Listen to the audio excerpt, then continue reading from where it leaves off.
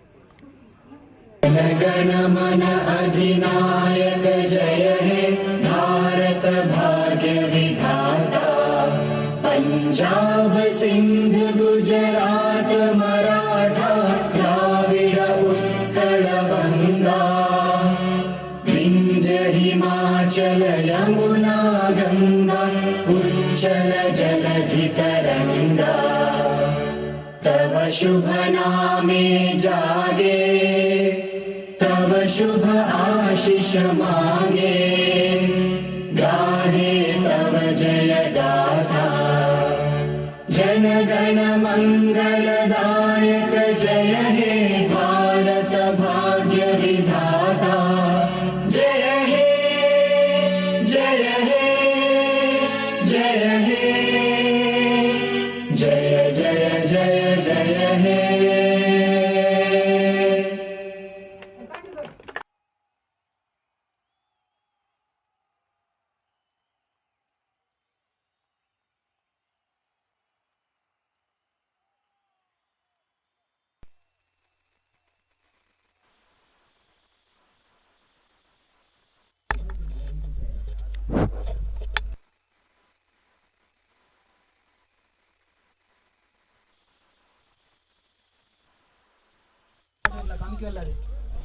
As the national anthem got over, the news of the toss have also been done that Little Master Fan Club have won the toss. They have decided to bowl first, which they did really well so far in this tournament. Whenever they bowl first, they have seen winning margins, they have seen upper hands for them. Though the stats are saying different numbers altogether, the teams batting first have done well in the tournament.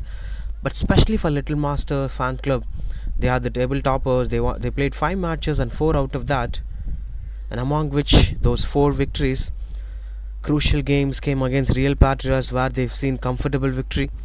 Against Fair Play, they've seen comfortable victory. Against Chennai Senior Kings, they've seen comfortable victory of 1 wicket. So all of these victories came by batting second, and one losing game that came when they bat first against the same opposition, Spartans Cricket Club. So when you play with the same opposition, will you do the same mistake? Maybe that's what something that made the captain to go with the decision of bowling first. That Chennai Little Master Fan Club would be really happy with this decision. They'll be really happy. And this initial beginning, Shinoj was the captain of the side. On the other hand, Spartans Cricket Club, having beaten up the Little Master Fan Club in the league phase, would be a confidence for them. But again, this is a big stage. This is finals where you have to act differently. You have to handle different pressure altogether. You cannot bring the past numbers to much impactful stuff. Even what's most surprising thing is, with the toss factor, Little Master Fans Club have decided to bowl first. But I've seen plenty of times, even in the league phases, the team does well while bowling first, but still they prefer to bat first when it comes to finals. That's because batting first in finals have always been something that relieves your pressure. You can play relaxed cricket, you can score the number that you're planning to put on the scoreboard. Then in the second innings, the challenge will be there. Even a one good over from a bowler might put you under pressure, big match pressure, and that's why many teams doesn't prefer to bat second when it comes to big stages. But this is a gutsy approach from Little Master Fans Club, that they have decided to focus on their strong zones despite of the game pressure, despite of the big match pressure. They just plan to focus on what they were planning to do. So this is going to be interesting stuff. I'll say upper hands for both the sides. The past track record is being good for Spartans Cricket Club against Little Master Fan Club, even though they are the second position in the points table. Both the teams are coming from Group A anyway, as Little Master Fan Club are the table toppers of Group A and Spartans Cricket Club are at the second position in Group A. This is because they have beaten up the respected teams.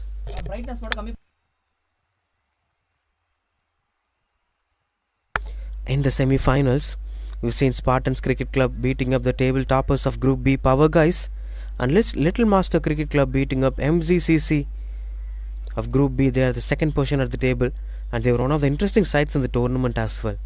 Done really well.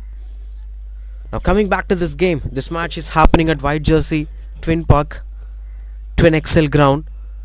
The average first innings total in this tournament is 151. Though they have scored 240s, they have scored 120s too, defended 120s too in the tournament, a couple of teams. But what's most important is the middle ground. The middle ground is 151. That's the average par score. So if you score more than 151, or if you aim to score more than 151 or 160, eventually this is going to be a good number for Spartans Cricket Club despite of losing the toss. I'll still say batting first. I've always had upper edge in a T20 cricket match while batting first. That we've seen over a point of time again and again for the past 10-15 years of T20 cricket and IPL standards as well.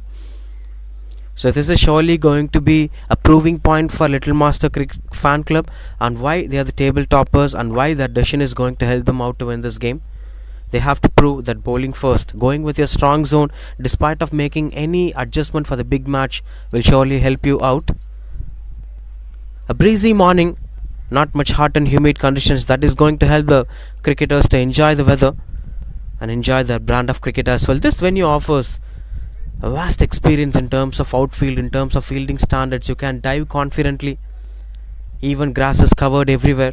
A wonderful turf maintenance does well for both the fast bowlers and spinners.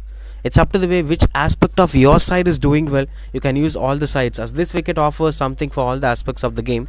Even for the batters, if you spend a lot of time, you could do really well in old ball especially, and that's why you've seen many of the middle order batters does well. Right into the first ball of the big finals. Straight away turns out to be an invitation, and opens the account here for Spartans Cricket Club as well. Tosif and Mohammad Mujahid were the openers, and Krishnakant is with the ball. It will be really interesting to see this contest going forward.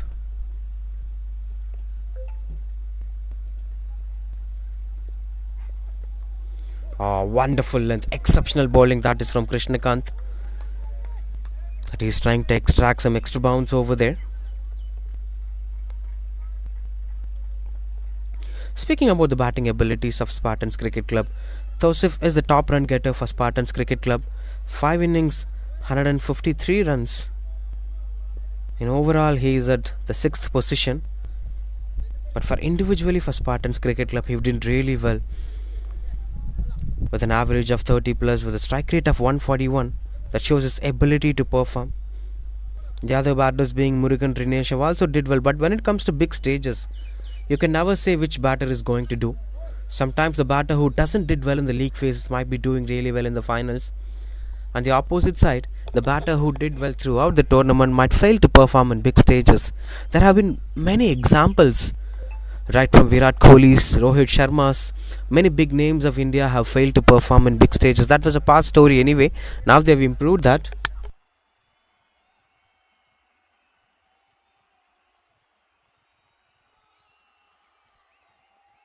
That's a beautiful shot onto the pads, and he glides it away to the onside. That earns the first boundary and first runs for Tausif. Gets up the mark with that boundary. Beautiful shot that is, as Krishnakant straight away intended to attack the stumps. Good use of the foot. Look at the bat swing. I think that's a gutsy stroke making from Tausif to open the account for himself. Positive cricket early in the first innings. So speaking about the top cricketers or the most expected cricketers failing to do well in big stages, that can never be blamed. You cannot blame Virat Kohli, you cannot blame Rohit Sharma, but the team's way of approaching games must be changed. In fact, that have been changed over a point of time, that you cannot expect a single cricketer to do well. You cannot put the same format for a cricket match to happen, that these two batters or these three batters will be covering to score runs on the board, or this particular bowler will be taking the wicket column in focus. It should be everyone's responsibility.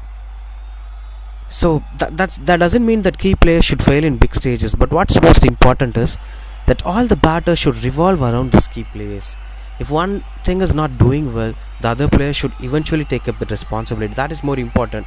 And that note, we didn't so much impactful knocks from Mohammad Mujahid so far in this tournament, but today he might be creating an impact. That's what we've seen over a point of time in T20 cricket when it comes to big stages and overnight heroes. There have been many names out there, with one being the 2012 finals between Kolkata Knight Riders and Chennai Super Kings. Manvinder Singh Bisla have changed the game out from Chennai Super Kings' hands. The match was happening in Chennai anyway. The home side was facing a defeat against a player whose name was not much familiar throughout India before that game. I think that's something special about big stages. Strong shouts, and the finger's gone up straight away. A poor choice of shot selection made the story of Tausif to come to an end. The top run getter for the side, but couldn't create an impact in the finals. That's what we've been speaking for right from the beginning of this over. A good length delivery, was holding on a bit and low kept. In fact, that is a poor shot selection. Crossbar and completely missing the line. Tausif walks back to the pavilion for 4 and 7 for 1 at his Spartans Cricket Club. Good run from Krishnakant.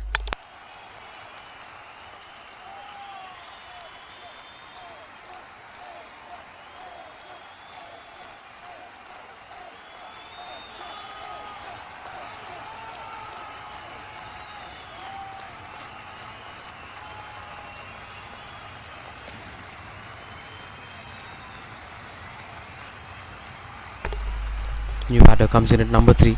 The surprising thing about Krishnakant is he was not a regular part of the team. He just played one game so far in this tournament. And the thing is that he picked up 4 wickets in that one game. Maybe that's one of those reasons. In fact, 2 games he played, 2 wickets in each games. That made him to be given an opportunity to perform in the big finals as a new ball bowler. There are the other bowlers as well. There is Ajisha, there is Satish, there is Karthik. These bowlers have also did well throughout the tournament. For Little Master Fan Club, keeping that in mind, they should focus on the wicket column to make the maximum impact in the power play. But the tale of this particular venue is that even though if you pick a lot of wickets in the power play, one good partnership for the 6th wicket or 7th wicket might change the game. We've seen that consistently happening one after the other. That's because of once the ball gets older, the batters will start watching the ball well. That's one of those reasons. The other would be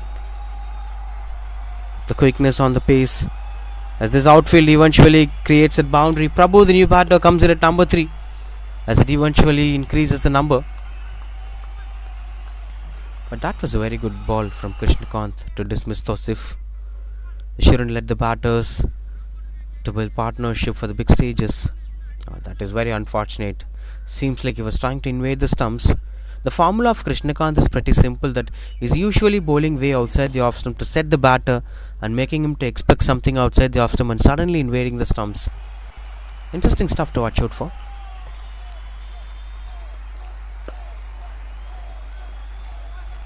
Yet one more to go. Might be intending to pick one more wicket before finishing off the first over. A long first over anyway, that have conceded couple of runs on the board. But what matters the most as a bowler is, never matters whether you concede 3 boundary or 4 boundary. If you could be able to pick that one wicket in the 5th ball or 6th ball, that is going to be a good over. As wicket have always been ultimate thing, and that's where the bowler should focus, even if it is the T20 format. That's what I mentioned, outside the off stump sometimes and sometimes invading the stumps. Dot ball to end the over. One gets completed. 12 for 1, Spartans Cricket Club.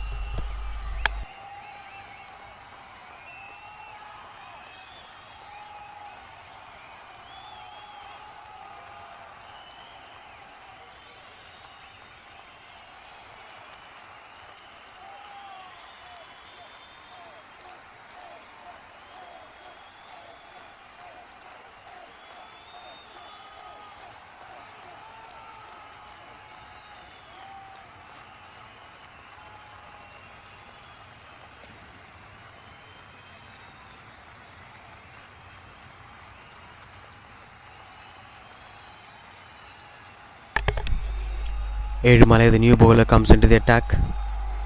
The number seems to be convincing, but what matters the most is, could you be able to turn those numbers into an impactful performance in finals? That's why the question lies. The wicketkeeper standing closer to the stumps. 2 beautiful wickets being maintained in this ground. Now you're watching wicket number 2. Will usually offer a lot to the finger spinners, the left arm spinners especially. But you can never come for the conclusion that white jersey is typically for the spinners or typically for the fast bowlers or for the batters. As we've seen, all these 3 dimensions does well, but not for everyone. Especially when it comes to batting, it's not everyone's cup of tea. These conditions will test the patience of the batter. The one who is ready to adapt himself to these conditions could bat really well. Finger spinners will surely having a little bit of advantage, but even the fast bowlers could also pick some purchases out there, as the ball usually skids on well. Quicker one straight away from Edumale. Trying to generate a lot of pace to not let the batters to expand their arms. The skipper, Mohammad Mujahid, will surely keeping an eye to take this innings deeper.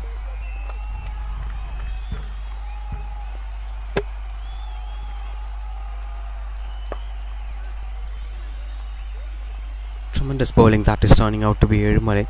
The beautiful thing is, his field positions were also been impressive. This is power play. You'll be allowed only 2 fielders to place outside the 30-yard circle. He's having almost 7 fielders on the offside, only 2 fielders on the leg side. Then imagine the kind of intensity that he's having on his game. It's not that easier when you have all your fielders on the offside. Still, you could eventually stop the batter from scoring runs on the board. Oh, quicker one. Much better delivery. Typical left armer's delight. Almost an unplayable ball. Not sure how many times he could recreate that, but so far he's been in good touch. Bowling his first one to Prabhu. This went out of his control anyway.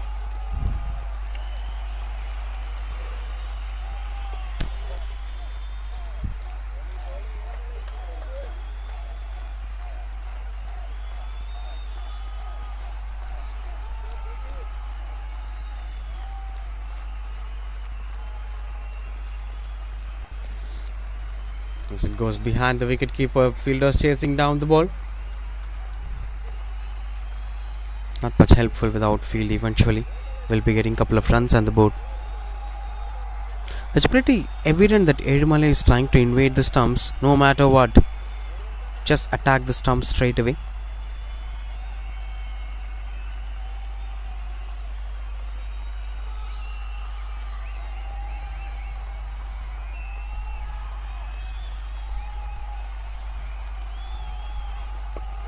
Much better one, that is from Edumale.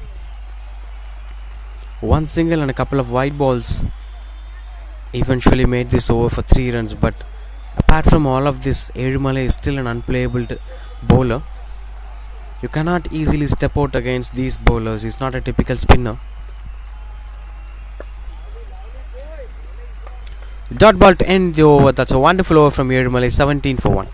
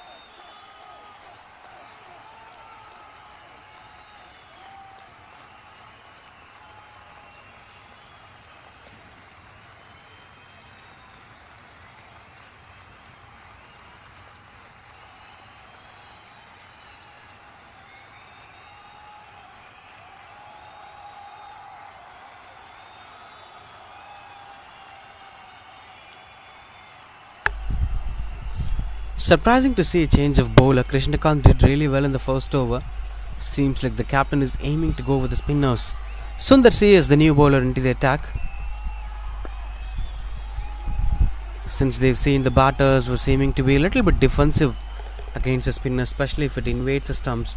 What's most intriguing is they're having maximum fielders on the offside and they're trying to attack the stumps. With less protections on the leg side will always be a riskier option. Still having a short square leg and short mid wicket. 2 fielders outside the circle were on the offside, long off and sweeper cover. Mid on inside the circle anyway.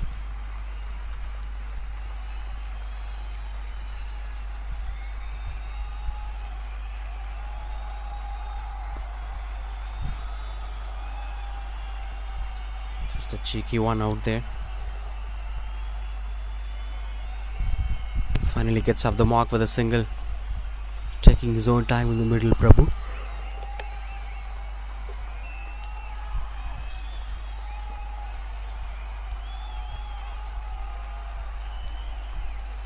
No signs of slips in position anyway.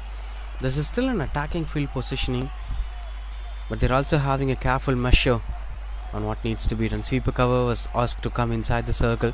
Only one fielder outside the circle, that is long off.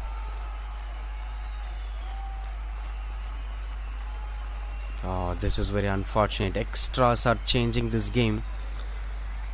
Extras are turning out to be curse here for Little Master Fan Club.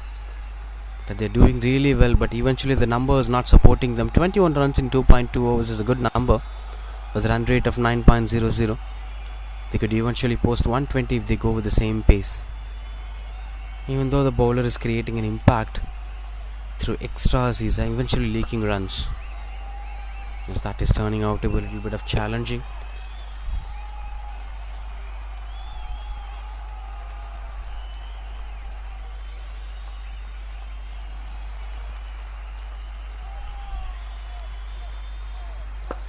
Catches the call and that is taken. Soft dismissals. That's wicket number 2. The idea to bring the spinner to bowl the third over was working well. And that's why they are the top sides in the tournament. Exceptional work done by Sundar CS.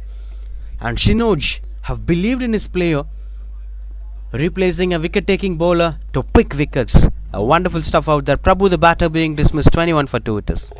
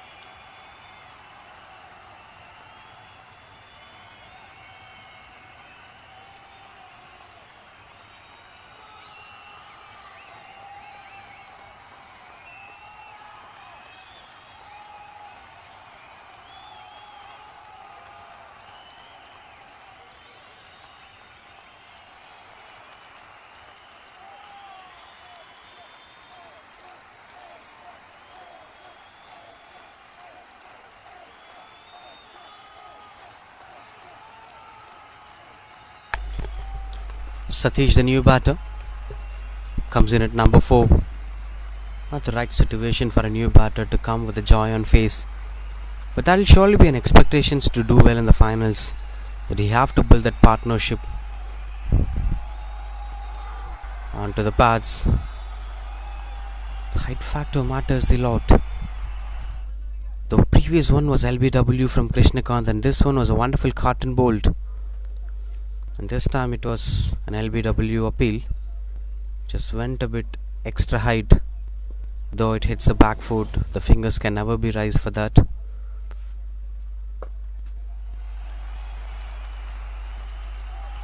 A wonderful over coming to an end. The 3 gets completed 21 for 2. That's the batting card you could see. The captain is still there along with Satish. Tosif and Prabhu have lost their wickets.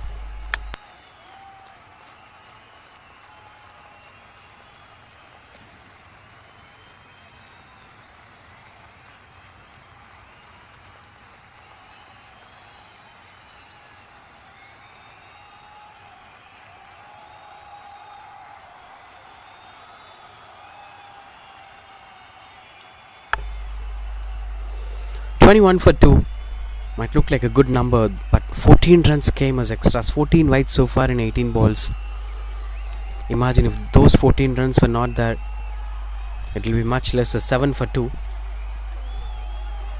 And that's why it's always important to not bowl extras when it comes to big stages, as the fielder chases down the ball. Good stop, that is!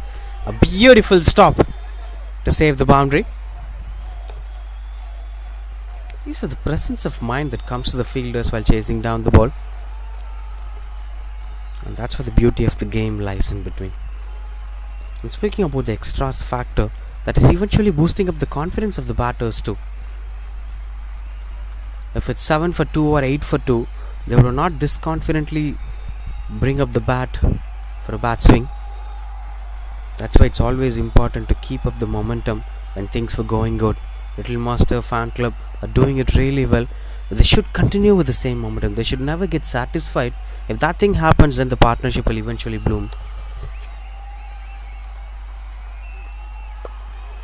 Beautiful shot, that is. Pierces between the fielders, and nobody could get closer to that as it goes for boundary.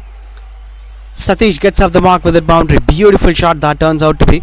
The same quicker one, but this time bowled outside the off stump. And Satish led the ball to come closer and slaps it on top of it. Look at that. And eventually there is a backward point and cover point. They became the viewers to see that going for boundary.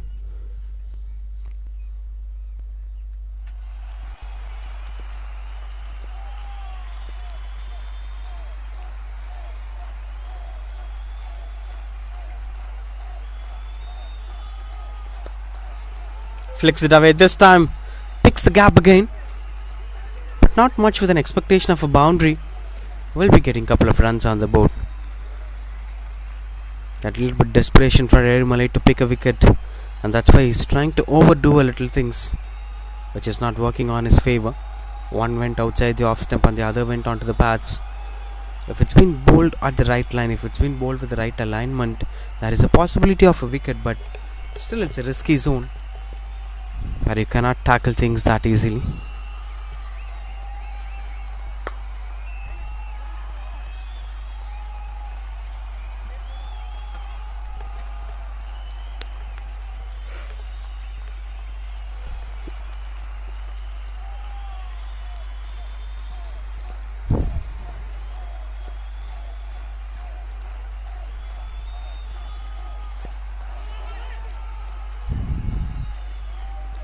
Single to end the over. That's 31 for 2.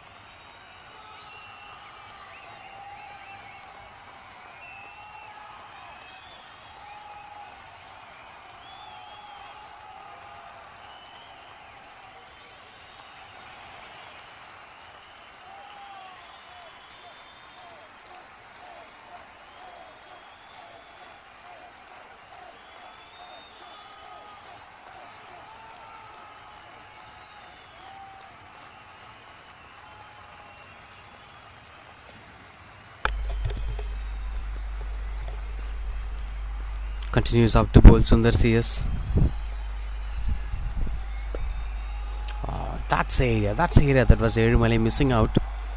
He was good at his pace, he was good at his length, but the line matters the most. If it goes on to the pads, eventually the batters will start scoring runs on the board. I think Sundar C is targeting at the right regions, the off stump. And that hits the off stumps as well. A wonderful effort to pick another one. Sundar CS is dominating the power play. The spinners are doing the magic here. It was a quicker delivery. Satish have opened up himself to play it at the mid-wicket region, but no chance to get in control. A wonderful delivery, quick pace. This condition usually generates a bit of pace and skids on, and that's where Sundar CS gets another one. 31 for 3.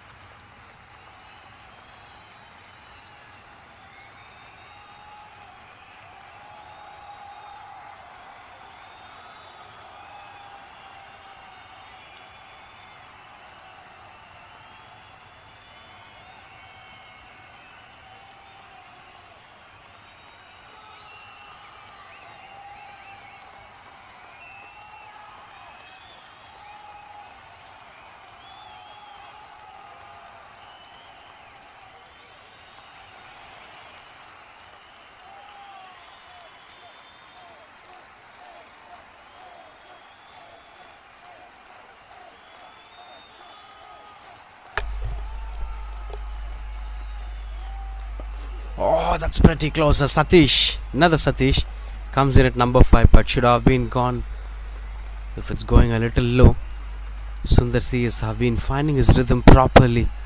Right line, right length, right pace, and right revolution on the ball, which is not even letting the batters to think about scoring runs on the board. Naturally, they are defensive against this bowler. This is a wonderful spell from Sundar CS. Might be bowling his last over in the power play. So this is the 5th over. So the next would be the different bowler. Once Sundar CS comes back, that will be post power play. But in my opinion, if I were the skipper, I would still place the same field positioning to Sundar CS, as he was doing really well, not letting the batters to score runs that easily. But eventually Satish got off the mark with that single anyway. The possibilities of maiden will not be there. Will he end this over with a wicket? Last ball of the 5th over. Oh, catches the call. That landed safely, and it eventually goes over the boundary ropes as well. Right length to be attacked. This time Sundar CS flighted extra and reached on to the batter's length. That's where Mohammad Mujahid is waiting for such lengths to be bowled. Good that even at this pressure situation he took some control, went over the bowler's head, where mid on inside the circle, and long off was staying way ahead. 36 for 3 after 5.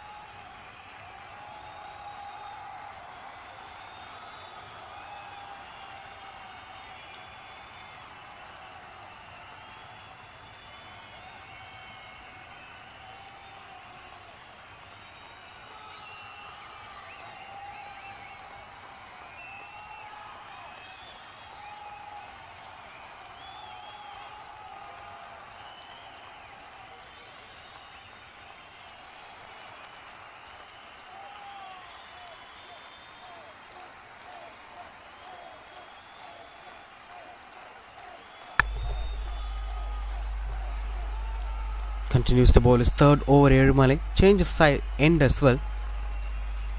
Erumale bowls from open end this time. Was not successful with the wicket column. Things were going on to the pads, but this time it's a right line and length from the left stormer as well. There is still a possibility of one more wicket in the power play. That's what I mentioned about the twin park. It gets some purchase for the bowlers in the power play, but once the middle overs comes in, we could eventually see some good partnership for the 5th wicket or 6th wicket.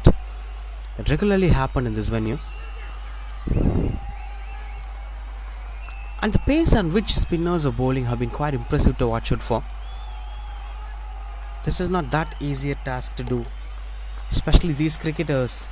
They were not the frontline cricketers. They are not the cricketers of this time. The tournament title says it all. Catches the call, but nobody standing at the deep as it rolls and goes over the boundary ropes. Satish gets his first boundary. This time Erumale have bowled on to the body line, and the length was more like triggering thing to go for the boundary. Nobody standing at the deep on the leg side. That gave him guts to go on that direction from Satish. And speaking about the title of this tournament, it's Whitebeard Season number 2. The name itself says this is more like veterans cricket. There have been plenty of cricketers playing with an age above 40, keeping their passion for the game alive. And that's why these kind of tournaments have been praised to high standards. Tournaments like Whitebeard, tournaments like veterans cricket have been providing opportunities to cricketers of different age criteria. Not all the cricketers.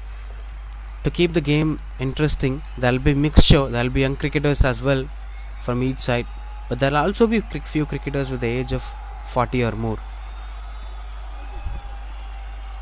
Yorker straight away with the likes of Krunal Pandya.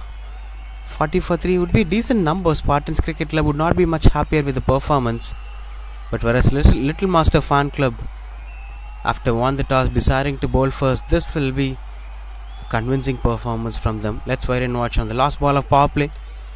Some discussion from the skipper Mohammad Mujahid is asking Satish to maybe attack or to maybe a little bit defensive to end the power play.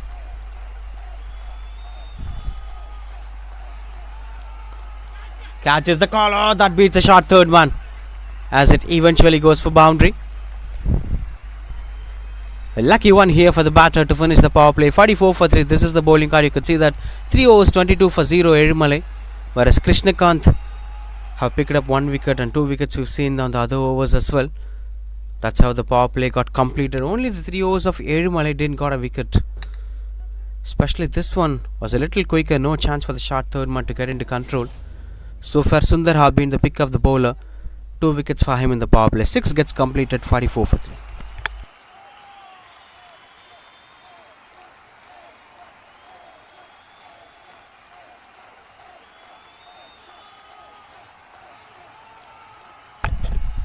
No surprise, Sundar C back into the attack, and the power play is still of attacking. Short third man, backward point, extra covers, short fine leg, and mid on inside the circle. 6 fielders inside the circle. Now the mid on is pushed on to the deep as well. 5 fielders inside the circle.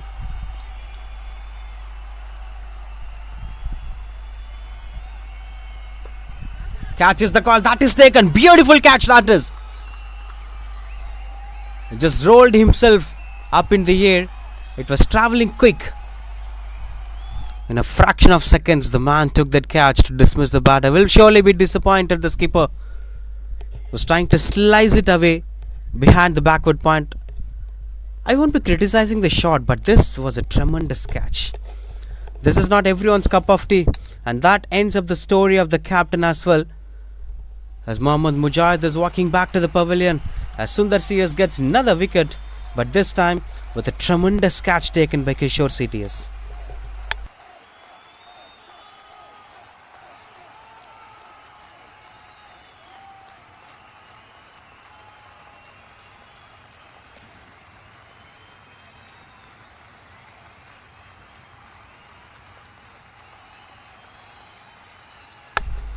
New batter walks in. As we could see, the entire top order of Spartans Cricket Club got collapsed. After losing the toss, they've been pushed on to bat first. Not sure whether this was the decision that favored them or this was the decision that they are also planning for. We're not sure, but the top order got completely collapsed for single digit runs. Tosif for 4 runs lost his wicket to Krishnakant. That was a wonderful LBW. And rest of the 3 wickets were taken by Sundar CS. Mohammad Mujahid lost his wicket, the most recent wicket, 9 runs. Prabhu 1 run and Satish 6 run. That's how things went out of their control. Uday Prabhu, the new batter, walks into the crease at number 6. 4 more balls left for Sundar CS as well. Bowling his third over. There is a bright possibilities of him taking up a 5-4. Even 6 wickets is possible that we've seen in this tournament already. A bowler picked up 6 wickets. Ajisha picked up 4 wickets. Oh, that's another lucky one. Goes behind the short third man and eventually gets the boundary as well. This is more like an interesting contest to watch out for. The runs were also continuously flowing, even the wickets were falling on the other end. This is very unfortunate for Sundar CS, as it is travelling finer that the short third man could not get closer to the ball. Gets up the mark with that boundary with Prabhu.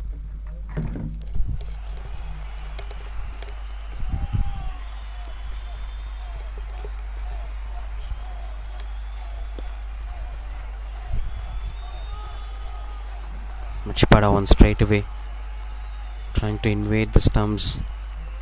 Well tuned game from Sundar CS. He knows exactly where he is bowling.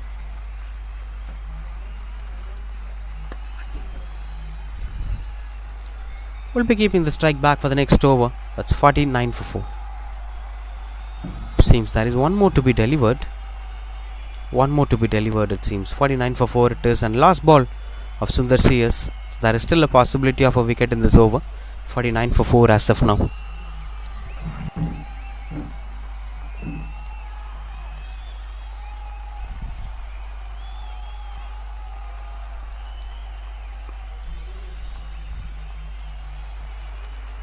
Dot ball to end the over. 7 gets completed. 49 for 4 now.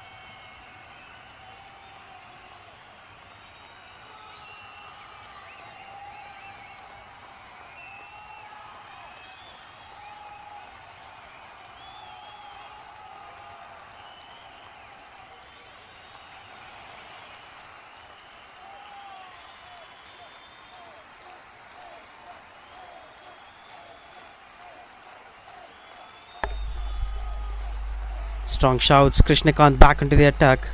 I really love the way how he started the power play, those extra bounds, especially when he bowled outside the off stump. His formula seems to be pretty simple, as we have started reading the mind of this bowler, that he usually bowls outside the off stump. Once the batter sets his mind for outside off stump, he eventually invades the stumps. That's how that LBW happened. Wicketkeeper straight away gets closer. These were the areas where we have to look. Now it is going to be something onto the stumps. Much better one. Trying to control the mindset of the batter. Even I was overexcited that this might be an Yorker. I think that's the speciality of any bowler who tries to be successful. The bowler's mindset should never be read by anyone, especially the critics and commentators. The batter should never know what comes next. This might be Yorker, this might be a back of length or a slower one or an outswinger. And that's why the interest of this game stands of a run out as well, as that eventually turns out to be the single. Now 50 up here for Spartans Cricket Club with that single as well. Despite of whatever happened so far, the wicket column increases, but the run rate is also keep on increasing. 6.67, 50 runs in 7.3 overs have been quite good. That Spartans Cricket Club were not leaving the hope, but trying to fight till the end. All they required is a good partnership. When you keenly look at the wicket column, Sundar CS have been the main reason behind this top order collapse. If you stay conscious against him, good shot, but there is a fielder in deep and that is taken. This is very unfortunate. I've never thought that this would become a wicket. Smart bowling from Krishnakant, having a deep square leg in position and inviting the batter for the flick shot. Look at that. In fact, that's more like he just guides the ball. I love the shot. In fact, I was expecting that to be a boundary, but very unfortunate that Satish has to depart. 50 for 5 it is Spartans Cricket Club. Krishnakant gets his second one.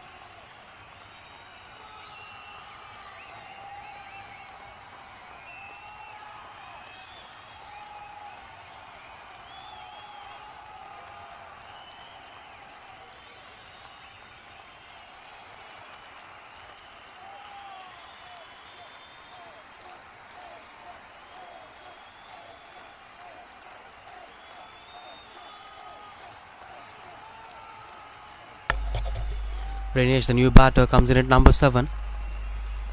A wonderful middle order batter, could carry the innings if gets a right partner, and that is very much important. They played really well throughout the tournament. All matters the most if they showcase the same kind of skill set, if they showcase the same kind of innings in this game.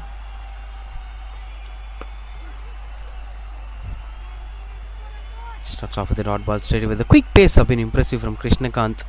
In different areas, the variations were also differing. While he was attacking the stumps or bowling onto the body line, the pace is getting reduced. But while bowling on the 4th stump or 5th stump line, he's eventually generating a lot of pace. More like what Mohammad Siraj does exactly. It creates genuine threat to the batter. It's not that easy to watch these kind of pace.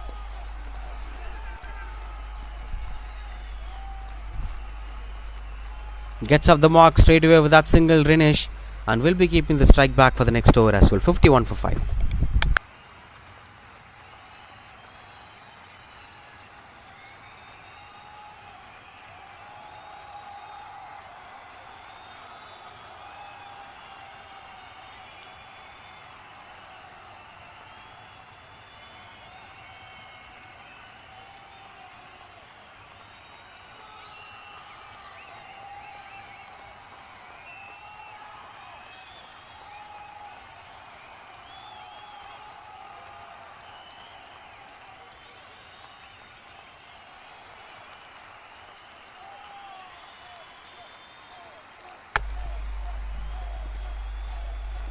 (51 for 5).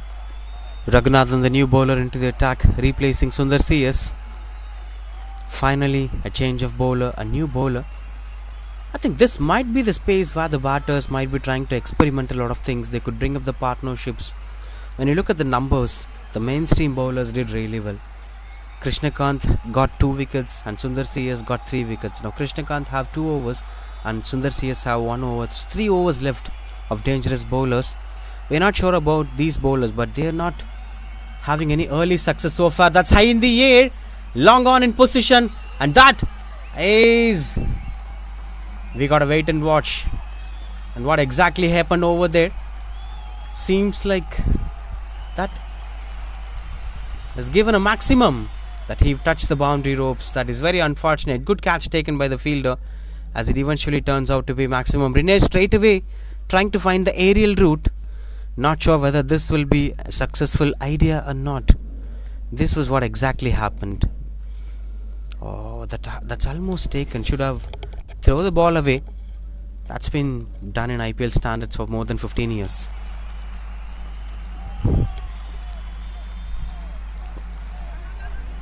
Through the covers, Dinesh is playing a bit of risky cricket. I'm not sure how long this is going to exist, but if he approach this game like this, eventually if he gets a success, they could come out of the crisis, they could come out of the pressure. Maybe that's what's running on the thoughts of him.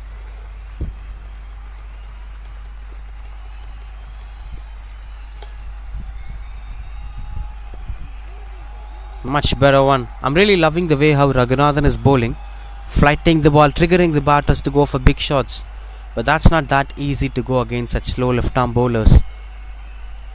There'll be a lot of revolution. You cannot play against the spin, and you can't let the ball to come on straight away to attack the stumps as well. Misfield. Very unfortunate. This is very unfortunate. That adds extra runs. They seems to be pretty relaxed with the kind of start that they got. Little Master Fan Club.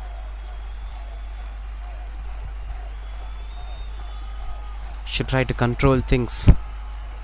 That even the game might go out of their hands right from here. There are a lot of overs to be bowled.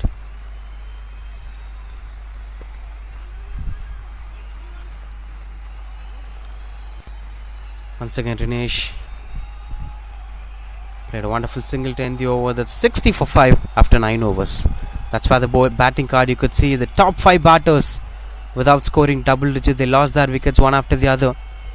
Now it's up to the responsibility of number 6 and number 7 to take the game deep. Whether they could be able to do that, or the new bowlers were also going to pick wickets. Let's wait and watch what's going to happen in the middle overs. But so far this should be the game plan tactics. 2 bowlers did well. Omit those 2 bowlers, try to focus on the rest of the bowlers. That's how the game should be played. We've seen Sundar CS picking up 3 wickets and Krishnakant picking up 2 wickets. The batters should try attacking the rest of the bowlers.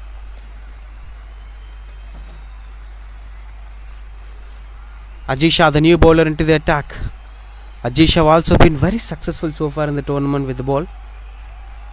Now they're bringing a prime bowler to bowl the 10th over when the damage have already been done by Sundar CS and Krishnakant. This is really going to be an interesting stuff that Little Master Fan Club are trying to operate with a lot of spinners.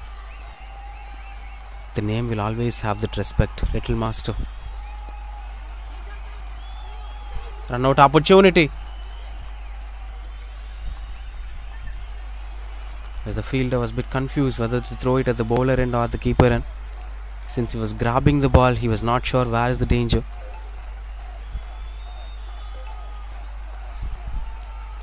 Long on deep mid wicket and deep square leg in position, trying to tempt the batters to go for the big shot. Catches the call, as that eventually goes for boundary.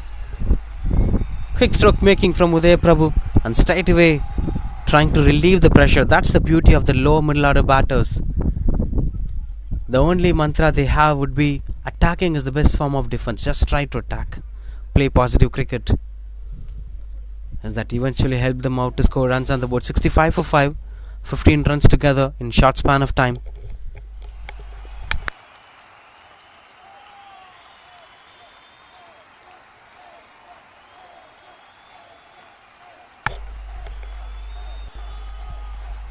Should surely continue out with Sundar CS with one more over. Might be ending up the story of the key batters, the rest of the key batters as well. As once the tailenders comes in, they could eventually pack the innings well.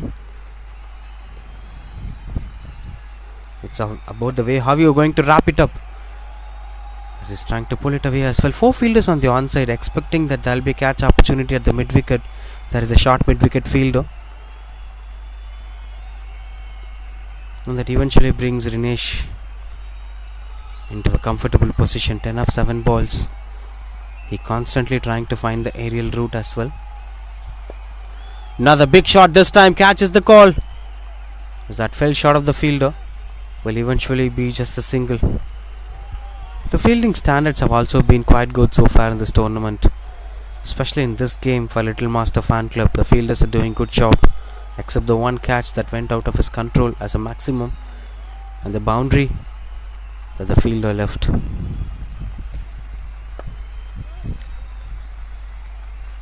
Dot ball to end the over. That's 67 for 5.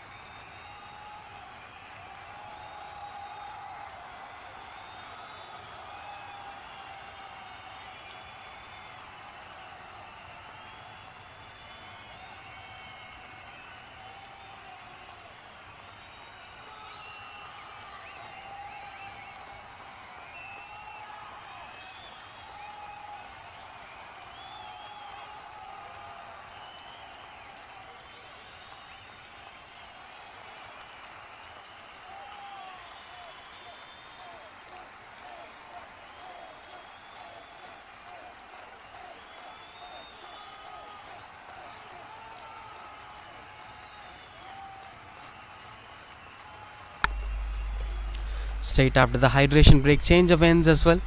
Raghunathan continues up to bowl. Catches the call, as it fell short of the fielder anyway. Will be just a single. This is more of a risky battle, that every ball seems to be a wicket delivery, that there is a catch opportunity. He's taking a lot of risk, Rinesh. And even Uday Prabhu is also taking a couple of risky strokes, since Raghunathan is trying to flight the ball, which triggers the batters to go for big shot. And these were not typical top order batters today. The position on which they come to bat, they have to give justice to that particular role, and that's why the batters are trying to shift up the gears, trying to find aerial route to score runs on the board.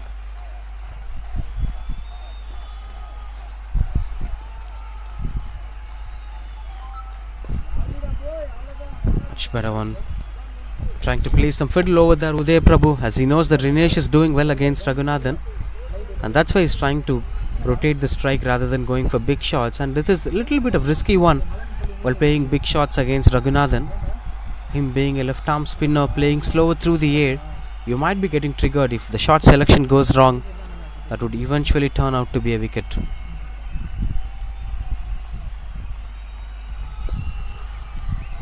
This might not be a catch. A simplistic way of rotating the strike by going over the bowler's head.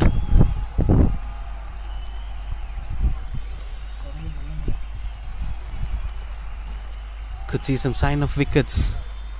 69 for 5. 19 runs partnership together, Rinesh and Uday Prabhu. Good work done by the wicketkeeper. Secretly trying to do stumping. But this is really good. If a batter tries to attack, he's straight away bowling flat, but I'll appreciate if we continue flighting the ball. There is still an opportunity for a catch at long off or long on. That's why Rinesh is targeting against Raghunathan.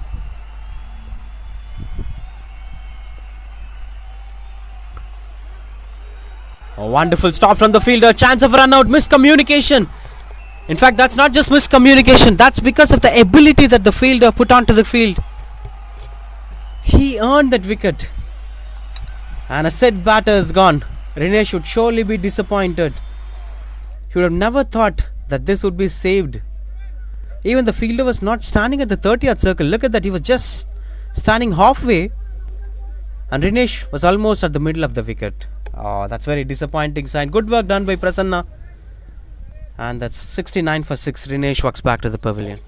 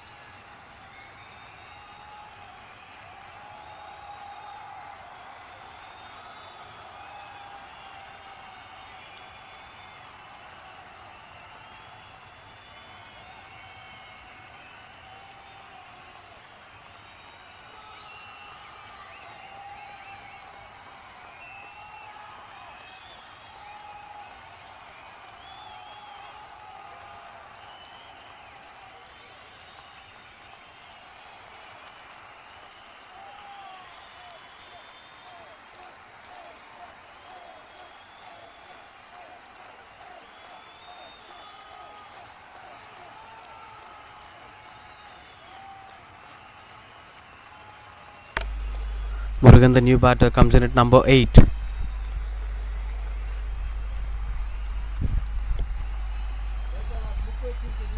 Slips in position for the new batter as well.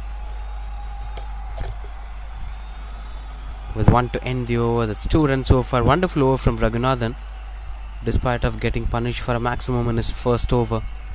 This is a very good comeback. As an entire team, Little Master Fan Club are fighting really hard to stop the batters from scoring runs on the board. Dot ball to end the over, that's 69 for 6. This is really funny to watch out for. The previous one was staved and this one went on to be misfilled, but not a single. 69 for 6.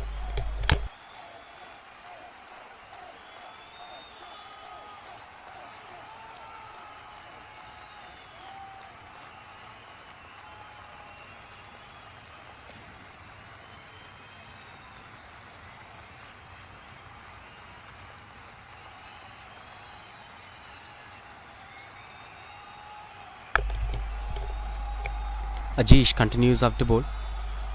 Speaking about the partnerships being made so far in this tournament or being made so far in this venue, we've seen a plenty of games that seems like it's gonna be controlled within 80 runs or 90 runs have ended up 150s and 160s. One good partnership and 2 batters scoring 30 plus have changed the context of the game. This was a tremendous change in international cricket as well. Catches the call as that pierces between the fielders as well, goes for boundary. Still trying to play the positive cricket. Uday Prabhu, despite of whatever happens, is carrying on the same momentum. Another beautiful shot, a flighted delivery on the outside the off stump. Just trying to take the control and places at the play area where nobody is standing at the deep. Speaking about the partnerships, there have been plenty of partnerships that made us to hope for winning games. Virat Kohli's chasings, Mahendra Singh Dhoni's chasings. These chasings have showed us what chasing really meant or what batting really meant under pressure.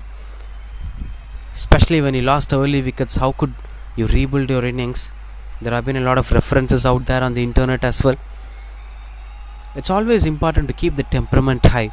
The temperament of a batter matters. Everybody knows to play the cover drive. Everybody knows to play the cut shot. But what differs a cricketer's potential is the thought process. The one with the temperament, the one with the thought process and idea on how to grow an innings will eventually make it to the big numbers. And that's why great thinkers of the game have become legends. Either it may be Sachin Tendulkar, Mahendra Singh Dhoni, Ravichandran Ashwin or Kapil Dev. They are great thinkers of the game. It's not just about the technique that they developed.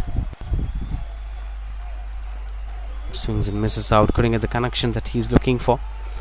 But trying to play some positive cricket against Ajish, as they have been a pretty defensive against the mainstream bowlers.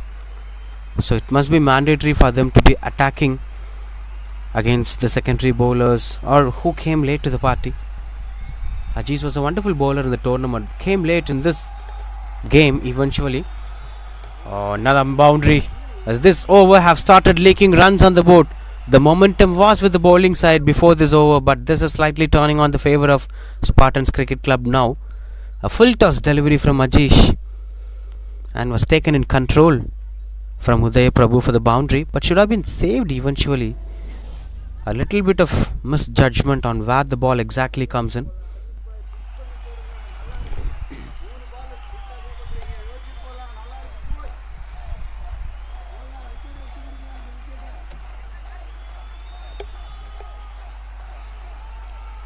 A little bit of pressure, the 10 runs so far in this over. Last ball of the over. Pulls it away.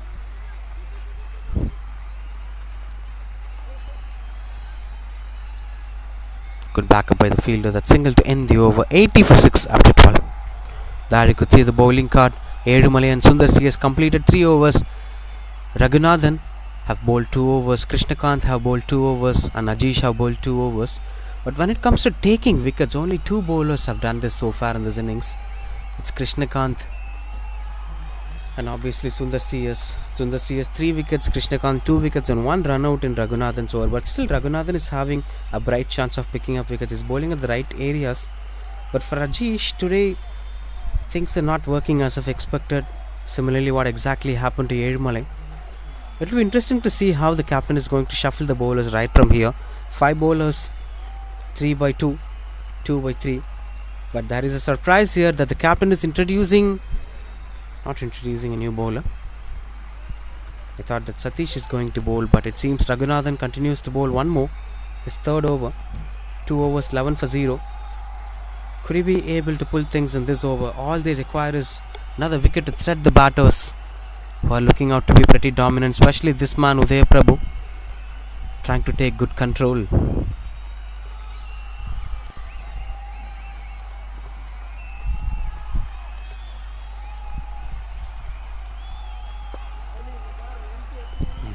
Much better one. Eventually turning the pace, opening the pace of the bat. But when you look at the way how Raghunathan was attacked, it was more by the previous batter Rinesh. Uday Prabhu was not much responsible for the damage happened in Raghunathan's over previously. This is much better one. He's not confidently coming forward either, or he's not confidently going behind. This is more like front or back confusion. Might trigger the batter to take up some wrong decisions over a point of time. Would have missed timing, as it eventually turns out to be single. Would be really happy to take this single, Uday Prabhu, as he was not much comfortable on facing this with this bowler, as Raghunathan is turning out to be threat for Uday Prabhu.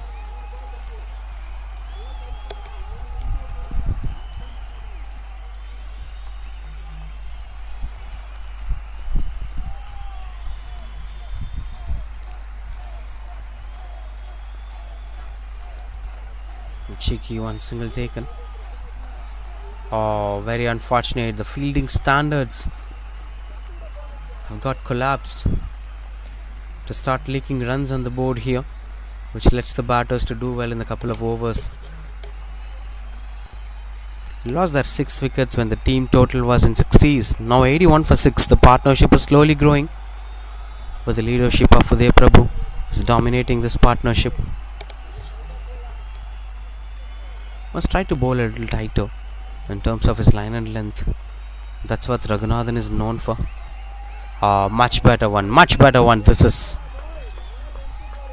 generates a bit of extra bounce and turn as well. The batters were aiming to play it on the onside, where there will be a single possibility.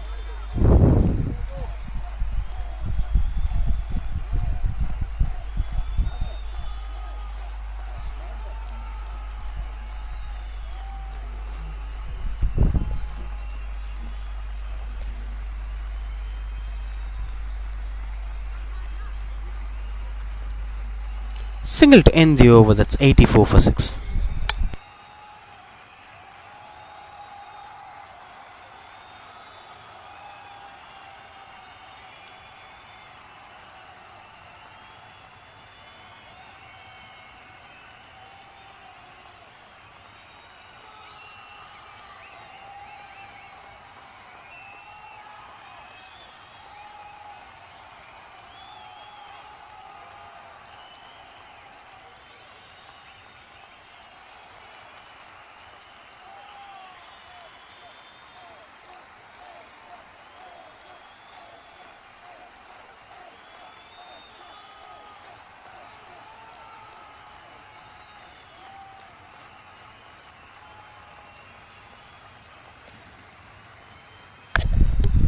Satish, the new bowler, into the attack. Change of bowler. Is eventually replacing Ajish. But once again, another spinner. They're trying to operate with spinners, except Krishnakant. This time an interesting leggy out there. The strike rotation policy have been quite good with Murugan. Just letting the ball to come in and slicing it to the point direction for the single. That he knows Uday Prabhu is the set batter. Letting him to play would be the right choice.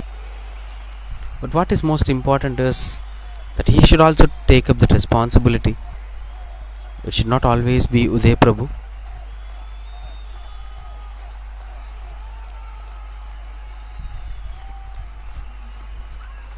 Swing and a miss, couldn't get the connection that he is looking for.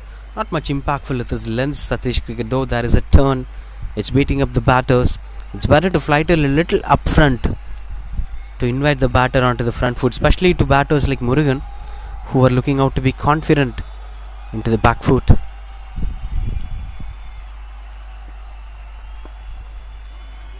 Much better one this time. Couple of dot balls might be pushing up the batters under pressure. Will be trying to lead things off.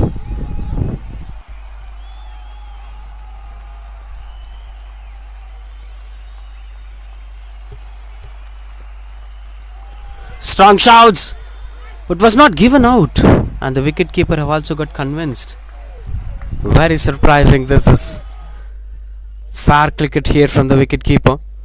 He understood that the batter was inside the crease when the bails came off. Seems like you've already landed, but there is a threat. After bowling couple of dot balls, eventually the batter started taking some risk, and Uday Prabhu straight away having some words with him. That's how the batter should console his partner. Whenever the partners were taking up wrong decisions, the partnership should bloom. For that, there should be constant conversation between the batters, especially a conversation like this might be making him to think and focus on the opportunities rather than getting pressured to score runs on the board.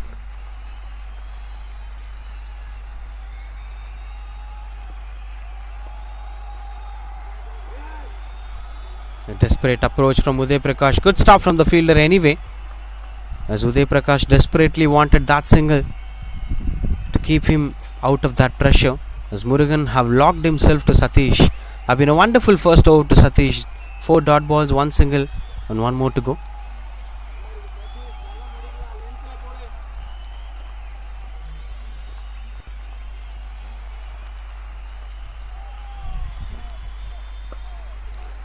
Catches the call, as it fell short of the fielder anyway. Single to end the over. It is 86 for 6.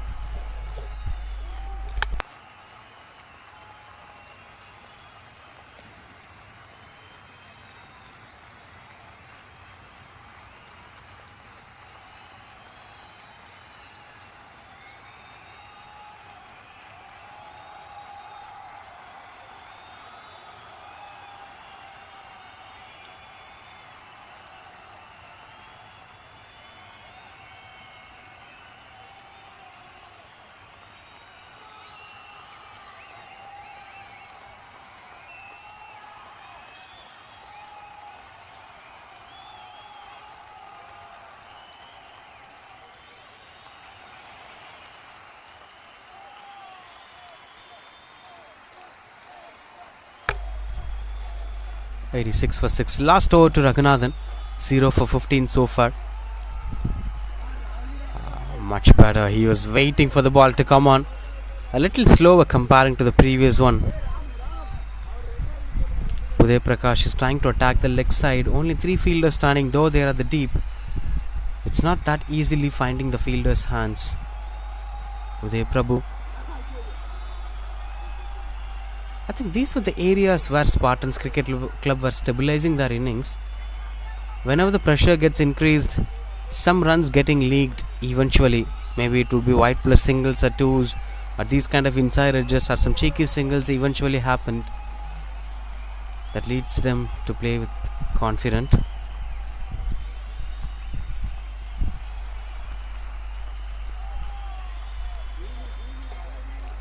And Murugan's Vegan wheel have been read well by the opposition, that they've set the right fielder at the point to stop those strike rotation from happening.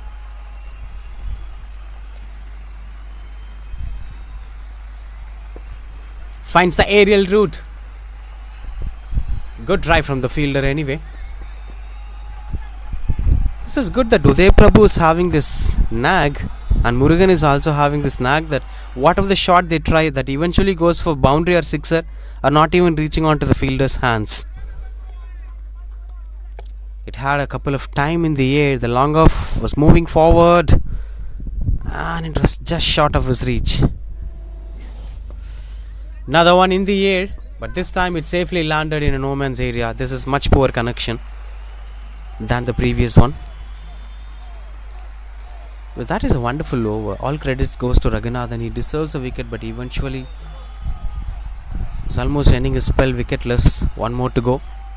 Will that change? We're not sure, but he's 0 for 18 as of now.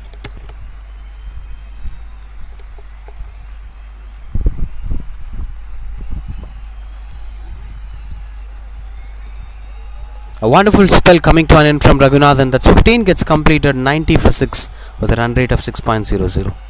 That's the batting card.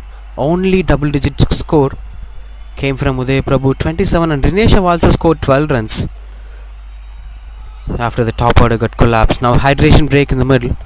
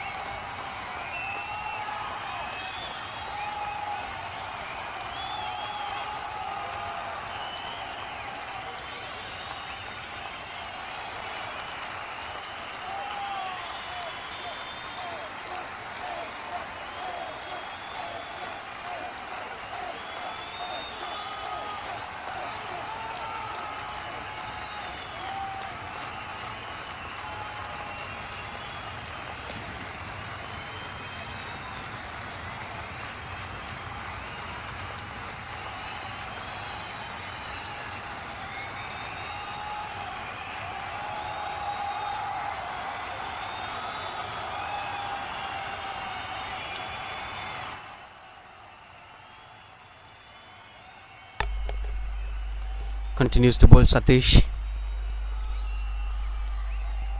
It's 90 for 6 as of now. With Murugan and Uday Prabhu trying to shift up the gears by keeping in focus on the run rate as well. This is T20 cricket, just 5 overs in hands. You cannot worry for the 6 wickets have fallen early in the innings. Just start thinking about the next thing. That's catch call, and that is taken at the mid wicket. Finally, an opportunity was taken down. Murugan was disappointed that he was expecting that to be a maximum. I'm damn sure that this is not a wicket taking delivery. It was a short ball inviting the batter to go for the pull shot. He would have played it anywhere, but he eventually chose to play onto the fielder's hand. 90 for 7 as Murugan walks back to the pavilion.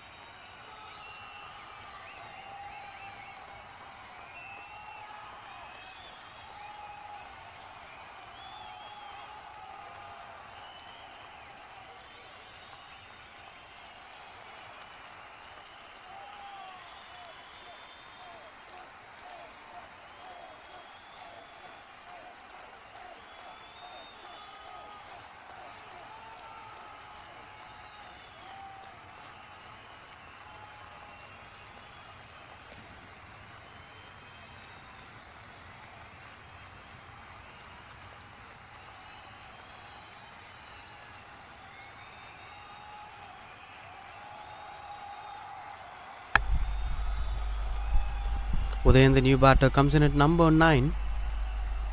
The right-handed batter. The third bowler to pick a wicket today after Krishnakant.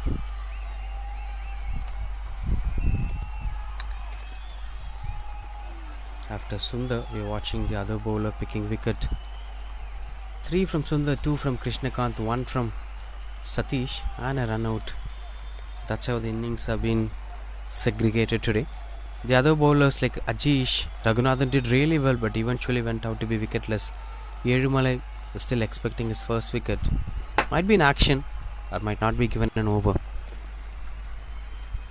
As we're watching a 6th bowler picking up wickets. Another short ball. As there is no short third man, surprisingly, as it rolls and not getting a boundary.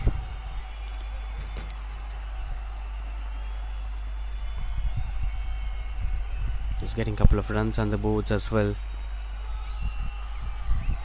Maybe the 30 runs from here is going to be a huge difference. Anything above 120 will create a huge hope to this game, since this is final. Low target defense have always been a culture in India when it comes to T20 finals. Even if you score 160, that will be chaseable, but 130s will always be a threat to chase on. That's because of the psychological cricket. You'll be in a confused state whether to chase it down, taking the entire 20 over to play slow cricket, or whether we should chase it down as quick as possible. Right from there, the clarity gets blocked, and that gives an opportunity for the teams batting first to do well in the bowling and correct their mistakes that happen in the first innings. But anything less than 30, like if they end up with 115 or 118, that might not be a fighting total. We've seen the lowest total to be defended in this tournament as 121. There are possibilities, but things might eventually go out of their control as well.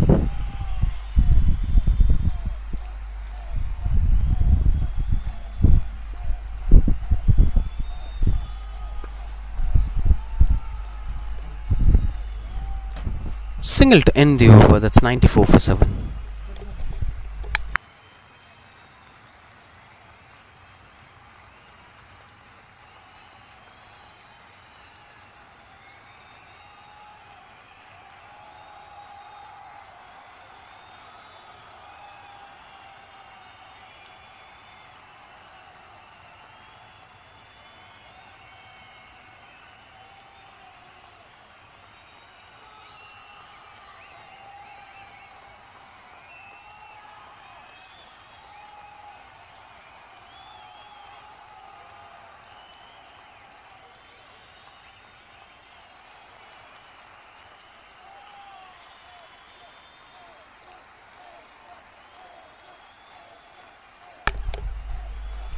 Now officially into the death overs.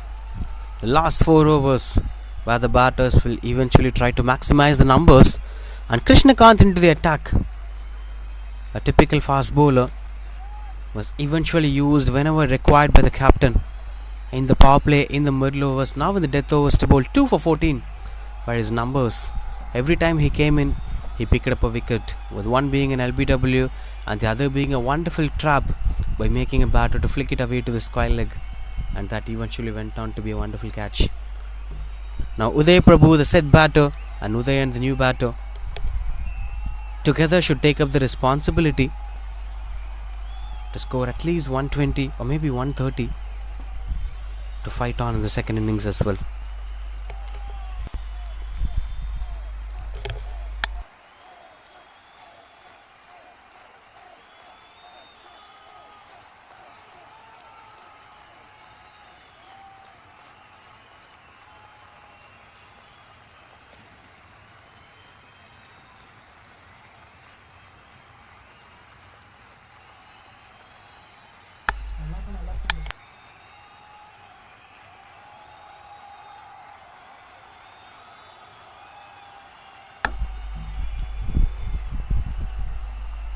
Took their own time in the middle. Change of ball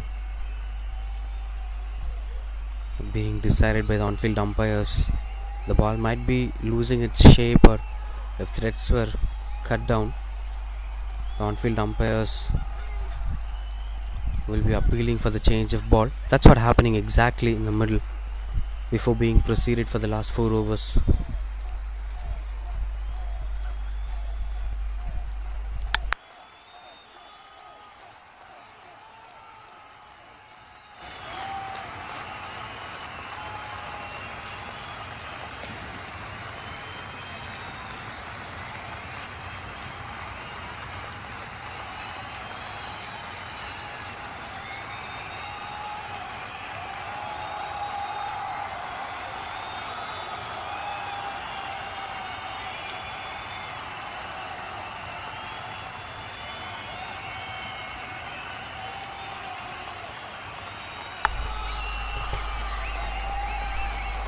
Now last 4 overs with 3 wickets in hands. All Little Master Fan Club need is the 3 wickets. And for Spartans Cricket Club there have been a lot more to do. But here is the wicket taking bowler Krishnakant with the ball. Usually bowls outside the off stump which extract a bit of extra bounce, and the one onto the stumps might not be generating much pace but earns wicket. Much better one to start things off. 2 is the call from Uday Prabhu. Satisfied with a single as well. And speaking about this particular aspect of the game, the beauty about the T20 cricket is when you pass time, things will get recovered over a point of time. Now these two batters are spending time together for the past couple of overs. Now even though they lost 7 wickets for 95 runs, this seems to be a good opportunity to score runs on the board. Just 4 overs of good cricket with the bat might make them to be satisfied with the end total. And that's most beautiful thing. You can redefine things at any point of time. Overthrows leading up to singles. Must be way aware on what needs to be done. Initially it was a chance of a run out, but eventually converted into single. That brings him back on strike with Prabhu. That's what he will be expecting for. Despite of focusing on sixers and boundaries, runs every ball matters a lot. That doesn't mean you have to go for singles every ball. Focus on 2s and 4s as well, but any ball shouldn't be gone as a dot ball. That's where things could be got into control. Especially for him, for Uday Prabhu, he'll be expecting to get the maximum strike to make sure that they're scoring runs on the board.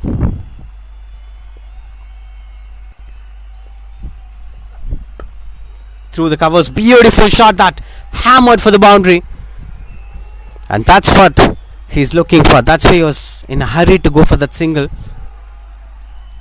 to come back for the strike. Wonderful shot that is, being bowled outside the off stump, inviting him for the cover drive, but not a straight batted shot, cross batted shot with bottom hand in control, and no chance for the covers fielder to stop that going for boundary.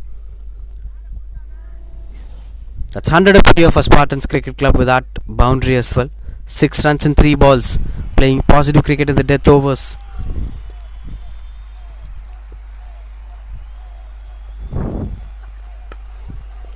Oh, look at delivery. The bounce variation have always been there with Krishnakant, and that's why the batters must be very conscious. That's why the LBWs have kept on happening as well. The early first wicket of Tasif we've seen. One good batter, one good innings. The numbers were looking out to be a little different.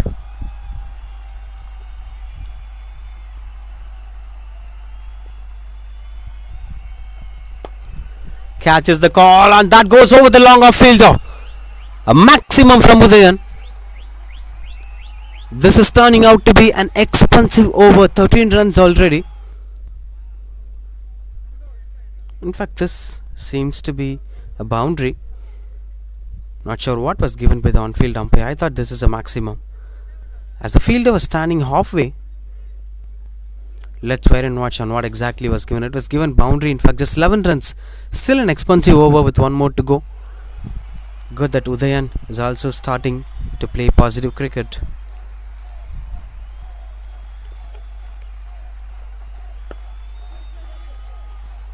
Dot ball to end the over. 1 at 5 for 7.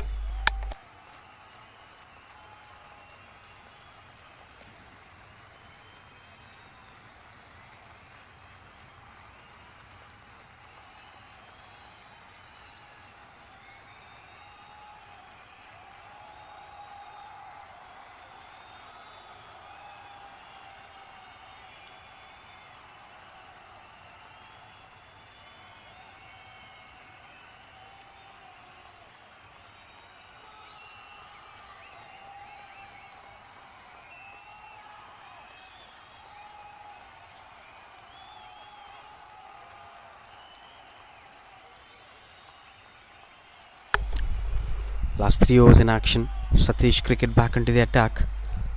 A leg spinner to finish things up. There is one more over left for Sundar CS anyway. Hope the captain will try to shuffle things around to give that over to him. Eventually the next over might be given to Krishnakant as well, so Sundar CA might be bowling the last over, and we cannot expect the other bowlers to complete their quota 4 overs as well.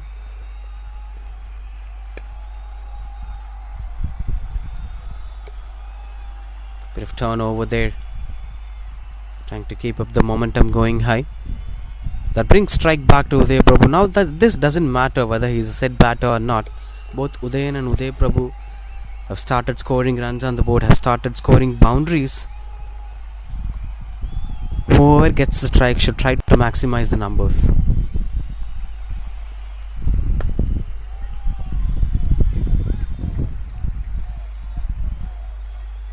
It's quite good under control. Seems like this is turning out in favor of Spartans Cricket Club. The momentum is shifting, and that's why Little Master Fan Club must be very careful. They started really well, they did really well in the middle overs, but at the most crucial phase they have started failing to stop the batters from scoring runs on the board. The dominance went out of their control. Goes over the bowler's head, and that eventually goes for boundary as well. Pressure all around the ground from Little Master Fan Club. That's what I mentioned. They did really well, yet they feel a bit nervous to bowl on the death over. Just one expensive over changes the context of the game.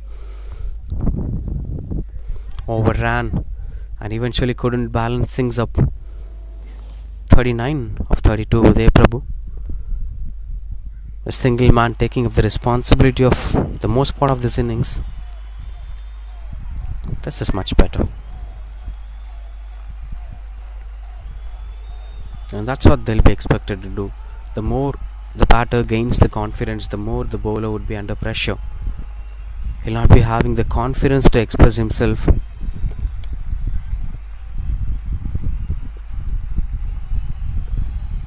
This will surely boost up the confidence of Satish Cricket. Should do it one more time.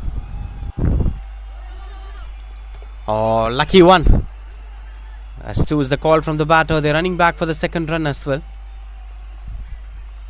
That's quite good, running between the wickets.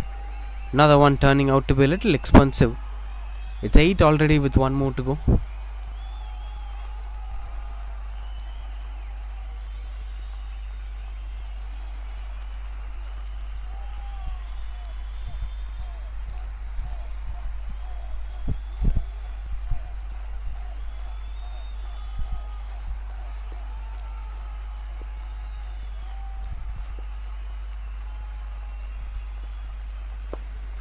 Catches the call, but nobody's standing in the deep.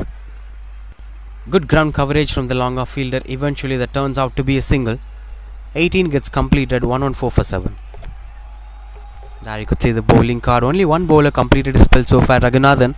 Krishnakant bowled 3, Edmani bowled 3, Sundar have bowled 3. Who will be given the last over?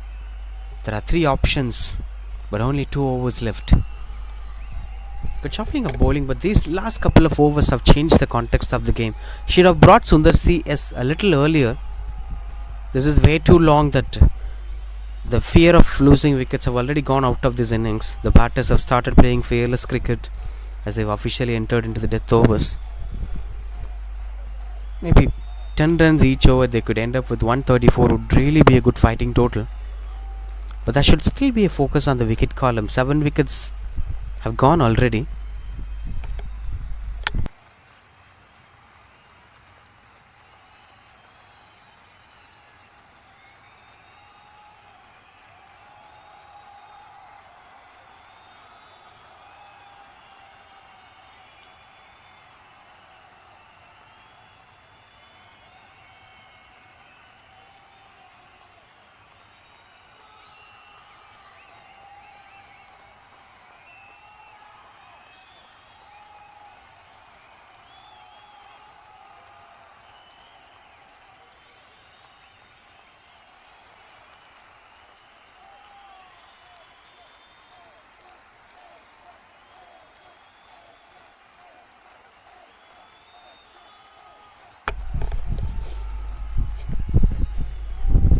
114 for 7.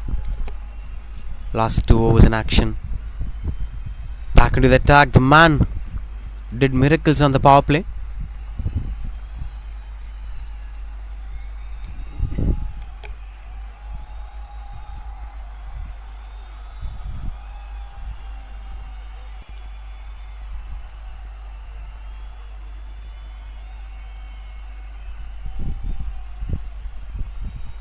As the bails were falling off, however, they kept it on top.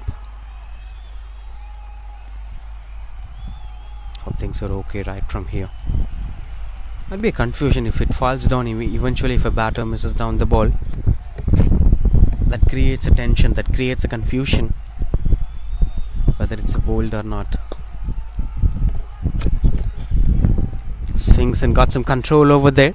No chance of going for the second run.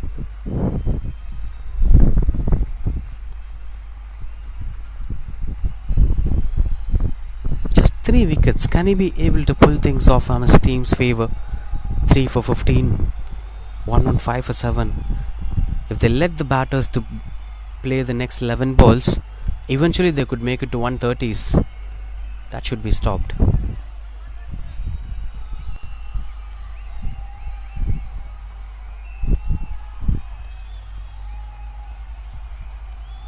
And that's how things would be got into control as well.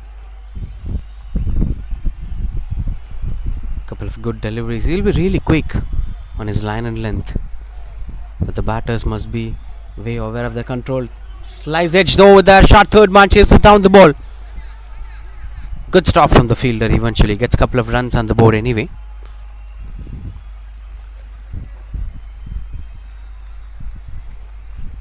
Three balls, 3 runs.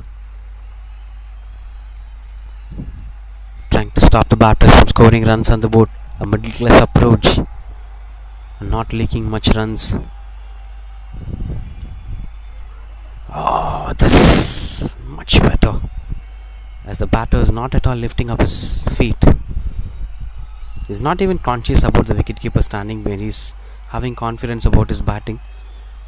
Genuinely having his bottom hand below. Catches the call. Wicketkeeper and bowler converges together. And that is a good catch taken. Wicket number 4 here for Sundar CS. Smiling faces, but that was a risky approach anyway. As Udayan is trying to play a big shot, as that turns out to be a missed time. Both converging together, and a very good catch taken. 117 for 8 it is, as Udayan walks back to the pavilion.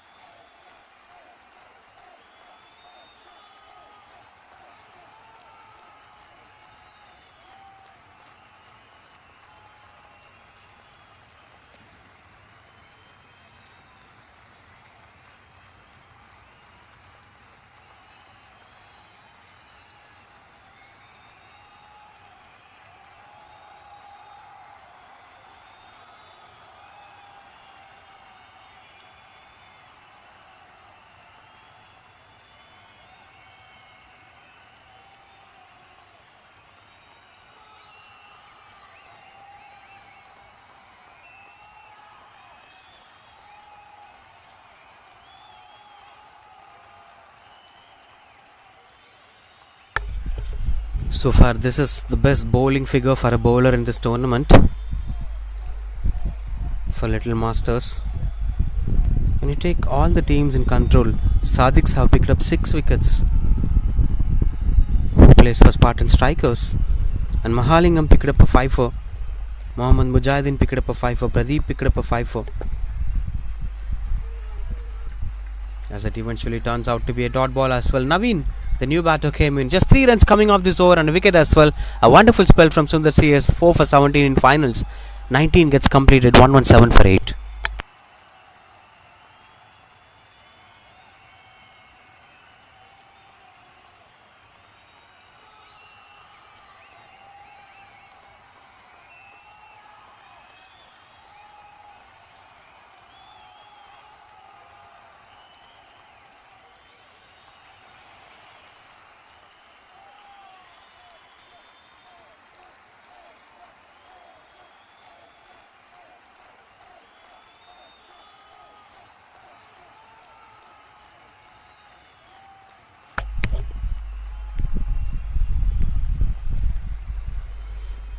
Last over.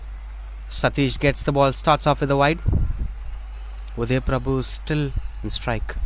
The set batter, chance of his 50 as well.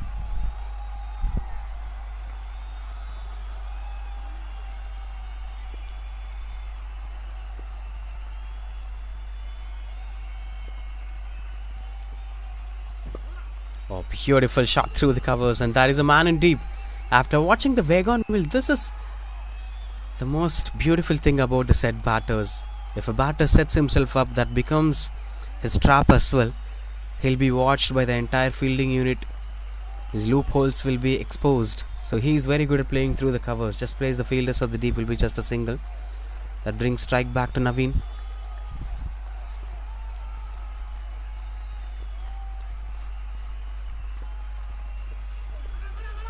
Lucky runs here at the final leg region. 2 is the call. But Uday Prabhu is not asking the batters to come back. He wants to keep the strike back. Was just a single. Not sure whether this is a wasted decision or it is going to be progressive.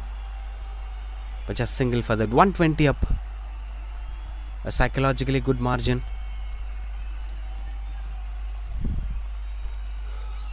$120 for 8.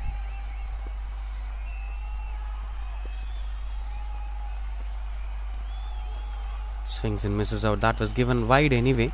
I think he's trying to bowl it way outside the off stump. Having the square leg inside the circle is not giving him confidence to bowl onto the stump line. Maybe that fear factor is letting him to bowl those extras.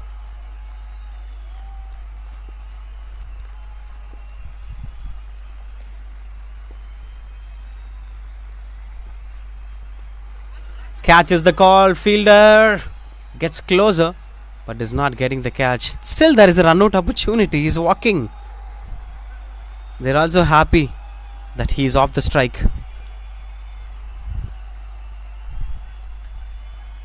$122 for 8 with 3 more to finish things off in this innings. Seems like a good number with the kind of start that they've got. Spartans Cricket Club. There were expectations that the innings would come to an end for 80 runs or 90 runs, even less than that. But they somehow managed to make it to 120s. Kudos to Uday Prabhu's innings. Swing and a miss, couldn't get the connection. He have managed to score 45 runs single-handedly to make sure that his team is scoring good numbers at the end of 20 overs.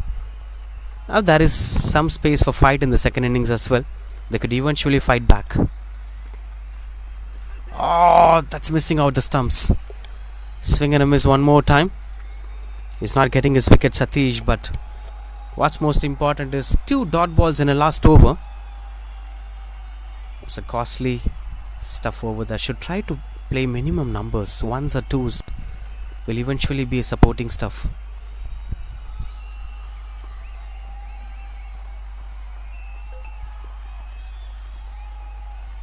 Hope things are okay. Just letting himself onto the right control.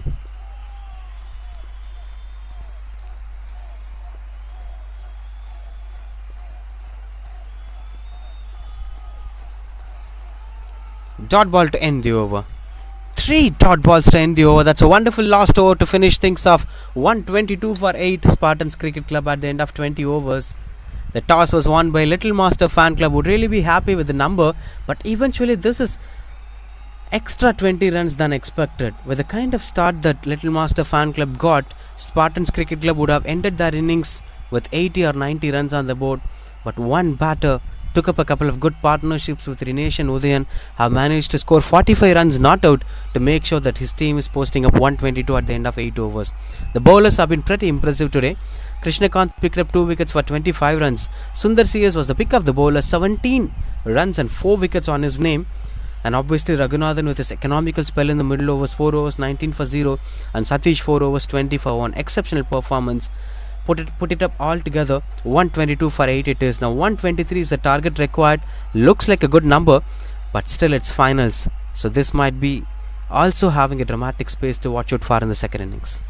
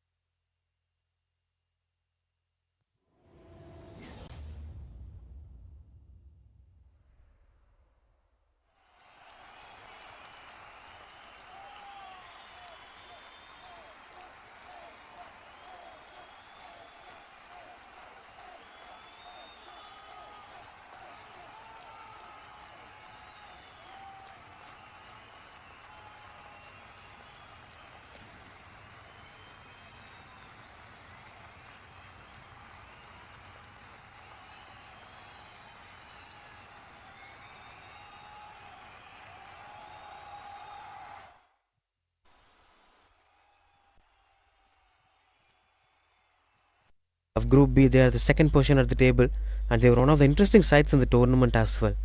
Done really well. The second position at the table, and they were one of the interesting sides in the tournament as well. Done really well. Now coming back to this game, this match is happening at White Jersey, Twin Park. Now coming back to this game, this match is happening at White Jersey, Twin Park, Twin XL ground. The average first innings total in this tournament is 151.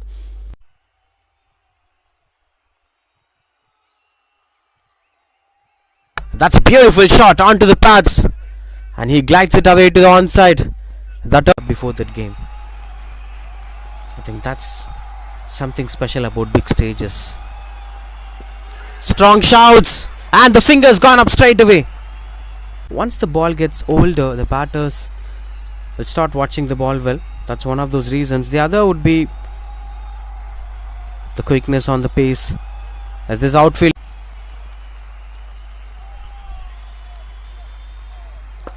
catches the call, and that is taken. Soft dismissals.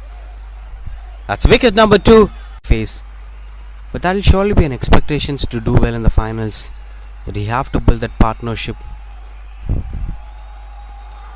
Onto the pads. Nothing happens, then the partnership will eventually bloom. Beautiful shot that is. Pierces between the fielders, and nobody could get closer to that as it goes for back. Batters will start scoring runs on the board.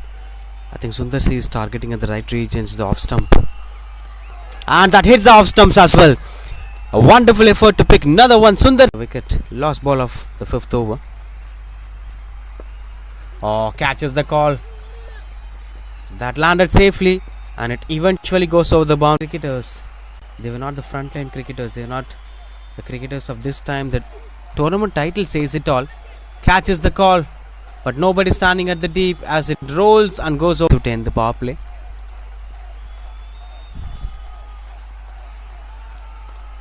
Catches the call. Oh, that beats a short third one as it eventually goes to the circle.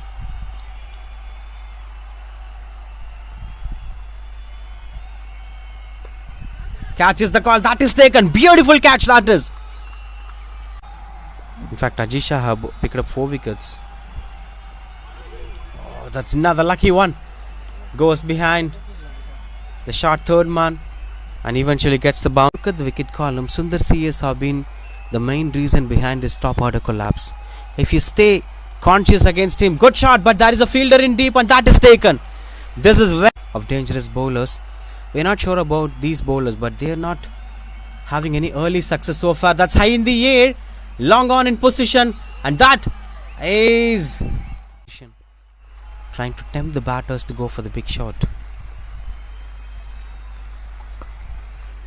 Catches the call as that eventually goes for bounce.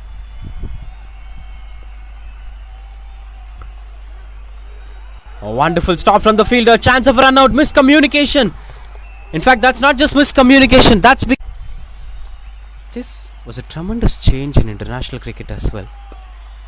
Catches the call as that pierces between the fielders as well. Goes for boundary against the secondary bowlers or who came late to the party.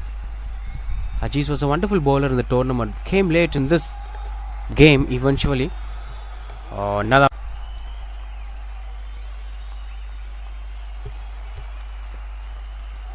Strong shouts, but was not given out, and the wicketkeeper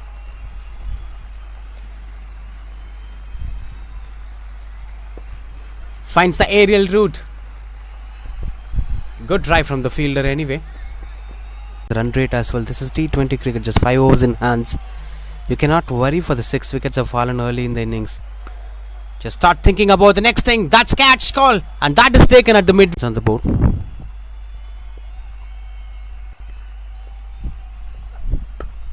Through the covers, beautiful shot that hammered for the boundary.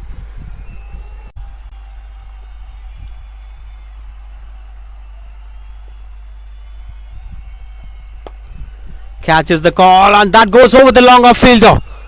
The batters from scoring runs on the board. The dominance went out of their control.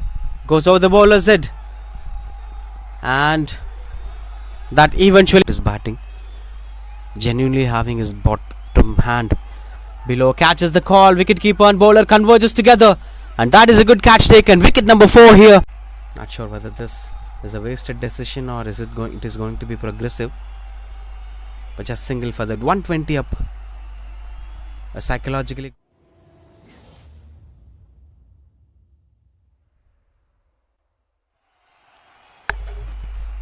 As the fielders walked in straight away, a lot more to do to keep things moving forward for Spartans Cricket Club, or to make it a winning moment. A tough game, a tough battle. You have to defend a total of 123, which is not an everyday sight to watch in a T20 format. Even in this tournament, we didn't see 120s being defended that frequently. In fact, not at all. Only one time we've seen such totals being defended.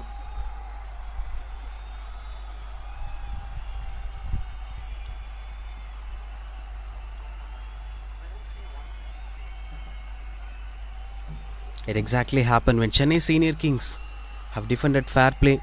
Chennai Senior Kings have posted 121 runs and they have defended fair play by a difference of 14 runs. That's the only time we've seen that low target being defended.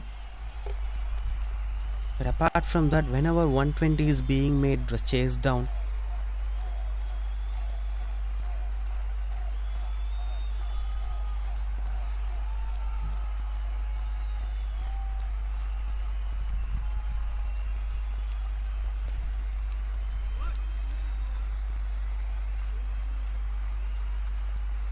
But today it's going to be a different day. The finals, the pressure would be different. The challenges would be different.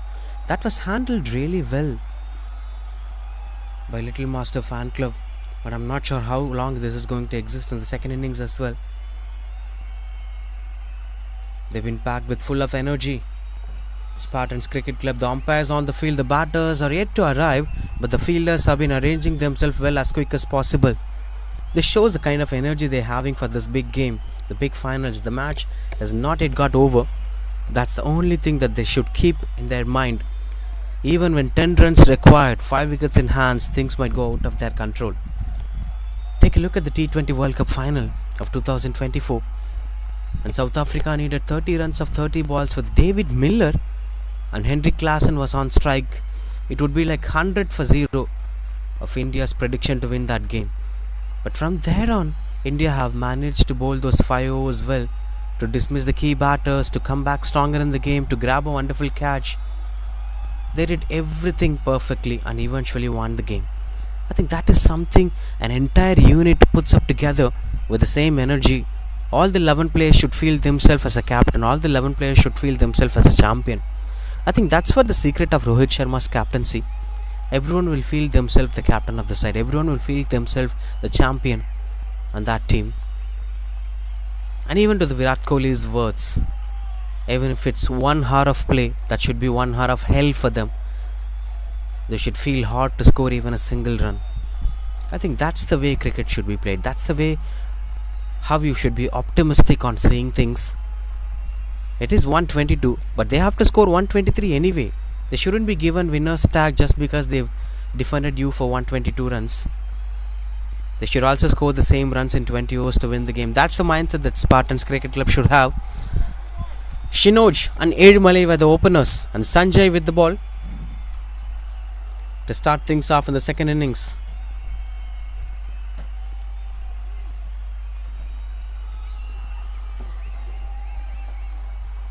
Not much big numbers for both the batters. Shinoj have played 5 innings, 76 runs with an average of 15. Good strike rate, 135. First ball of the innings. Beautiful drive through the cover. Straight away gets off the mark with a boundary. Shinoj marking up his first run in the finals and opens the account for Little Master Fan Club as well. Beautiful shot this was. Came into front foot, got into position and brings up the bat. Reminds us of those classic days of Sachin Tendulkar and Rahul Dravid batting up together. These odds were slowly dying down, but exceptional stroke making. Not much impactful numbers from Edumale. Was given an opportunity to open the innings here for Little Master Fan Club.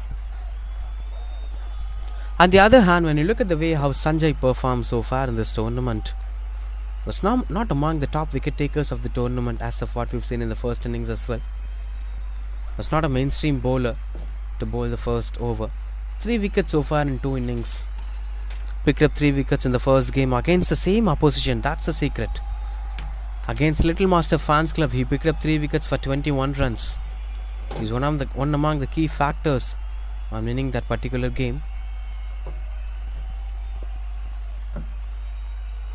Maybe that's one of those reasons why he was given an opportunity to bowl the first over. Strong shouts! Was not given out. Must be careful, Edumale. Sanjay have picked up the wickets of Prasanna, one of the key batters, and the wicket-keeper batter, and Raghunathan as well. Will be expected to perform with the same standard today. Good that the captain have observed a lot on how things went so far for them against particular oppositions. Strong shouts! Elaborate, and this time the fingers gone up. He earns that wicket, Sanjay. Breakthrough in the first over. Edumale trying to play it across. Not sure whether he is happy with the decision, but have to depart. 5 for 1. Edumale walks back to the pavilion without scoring. As he's bowling round the wicket, this might be a risky call for the on-field umpire, but it's sitting on the back foot, might be giving a clarity, and he took his own time for the observation as well. 5 for 1 Little Master Fan Club. Good start to Spartans Cricket Club.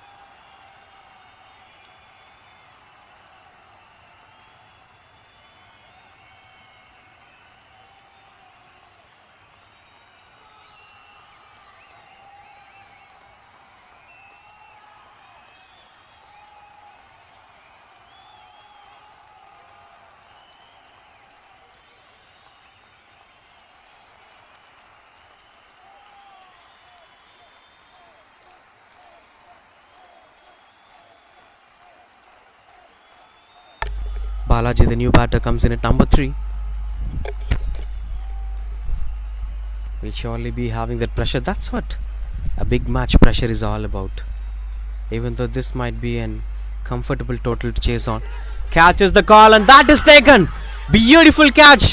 1 brings 2. That's back-to-back wickets from Sanjay. Look at that energy. Look at that smile. Spartans Cricket Club. Trying to bring some momentum. Was good with his position, but that shot went in the air. That's the problem. Look at that. And a very good catch, in fact. With that forward drive, he made sure that he's grabbing that catch. 5 for 2. Balaji is walking back to the pavilion without scoring, and now the Little Master Fan Club are under pressure.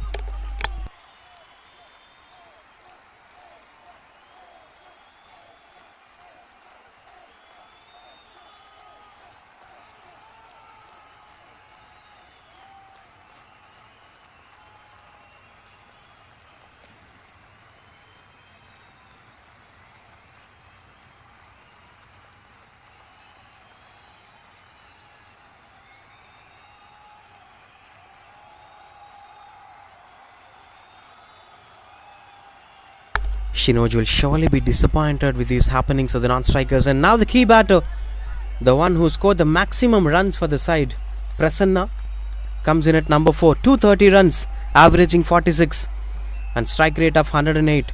Now the captain Shinoj along with Prasanna, if this partnership blossoms well, that would eventually be a winning momentum for Little Master Fan Club as well. We gotta wait and watch to watch all these dramas happening.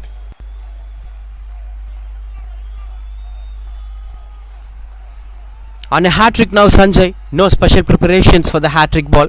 Same field positioning, sweeper cover on deep, and deep mid-wicket in position it seems. In fact, third man in deep.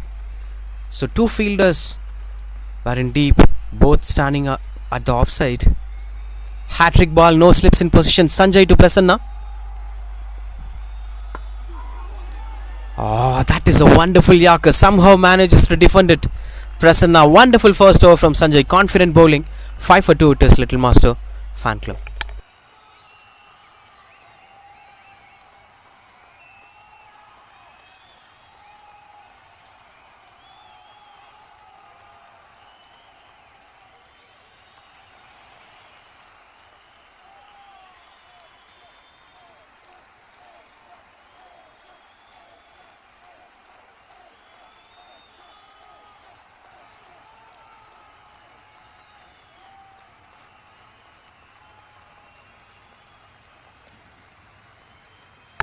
Five for 2 it is. Prasanna is the second leading run scorer of the tournament with 230 runs with an average of 46, just behind Manju of JPCC. The difference between them is just 11 runs. If he scored 12 runs today, Prasanna will be the leading run scorer of Whitebeard season number 2. There is no other batter behind him in his team.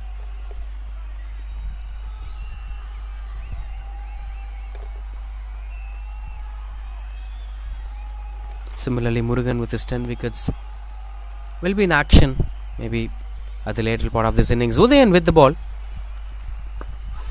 Catches the call. A change of pace straight away. What Sanjay bowled is completely different and what Udayan bowling is completely different. An entire change of pace. This is going to be the test of patience for both the batters, Shinoj and Prasanna. But nothing lost. You're chasing 123. Losing 2 wickets is not a problem. What's most important is the ability to build the partnerships. Flicks it away. That's an invitation and that's been taken for granted. Goes for boundary. Shinoj gets his first boundary. In fact, second boundary. He started his innings with a boundary. This is more like a gifted ball from Udayan. Bowls onto the pads with slow in the air. Thank you so much, says Shinoj. This is how we have to come out of this crisis. Try to unsettle the bowlers. If one bowler does well, focus on the other bowler completely. Taking up an example of 2018 IPL final when Bhuvaneshwar Kumar was doing really well, Rashid Khan was doing really well. Shane Watson started focusing on the other bowlers by giving entire respect to these bowlers. They eventually chased down a target of 170 odd. I think that's how a chasing should be done. You should not challenge the key bowler. Try challenging the other bowlers who are not doing well on that particular day. Especially when you're chasing 123, you need not to chase on every bowler. Just focus on a few bowlers, try scoring runs on the board. Respect the other bowlers, especially the bowlers like Sanjay, who's having pace as well as the wicket taking nag.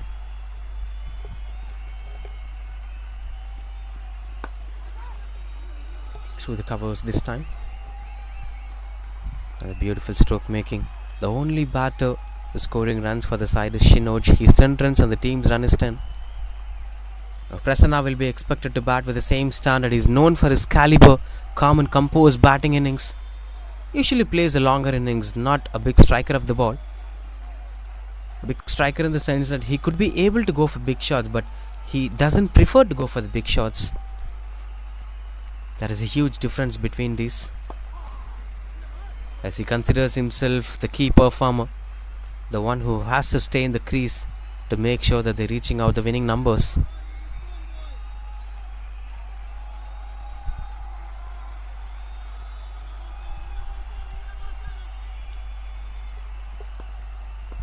Been a good over from Udayan, despite of the second ball went for boundary. Just 5 runs conceded. Dot ball to end the over. That's 10 for 2 after 2.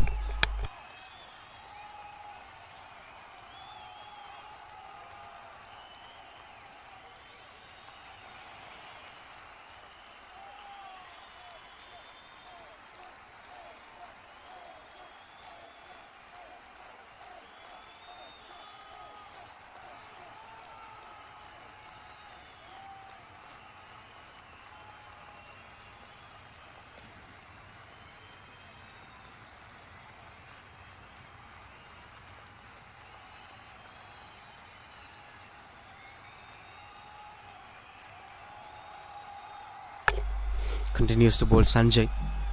3 wickets against the same opposition in the league phase. and he's picking up 2 wickets today against the same opposition. Surprising thing is he also picked up the wicket of Prasanna in that match.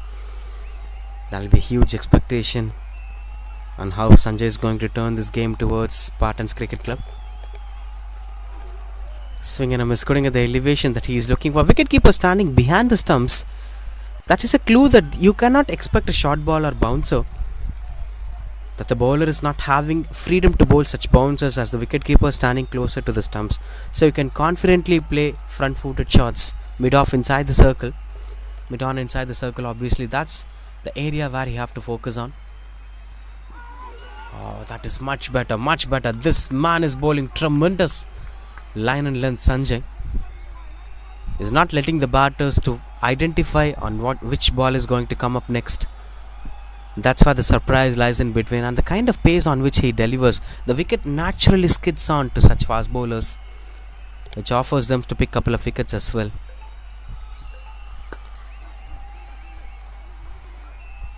So far the only batter scoring runs on the board is Shinoj. Team's total is 11 and his individual total is 11. Yet to get off the mark Prasanna. Still there is a possibility with this kind of rhythm they can eventually go over the mid-off fielder or mid-on fielder, even flick it away for the boundary. He's bowling at the same length, the line is changing. That's what I've been speaking about. Through the covers, there is a man in deep but gets off the mark with a single confidently. Prasanna. This eventually be boosting up their confidence. If they go for next 2 to 3 overs with silent strike rotation, the pressure might be going out of their control. Then they could start scoring runs on the board. A cheeky one, chance for the second run. Beautiful shot that is. And that eventually gets the boundary as well. One of the most softest way of scoring boundaries from Shinoj.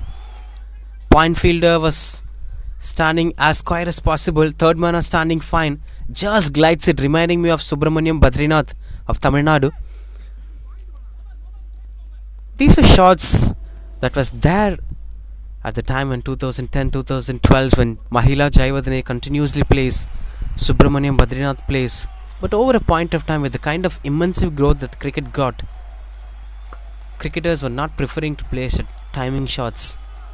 The way you could see Abhishek Sharma is batting, the way Yashasvi Jaiswal is batting, the dynamics of stroke making is changing in cricket. 3 gets completed, 16 for 2.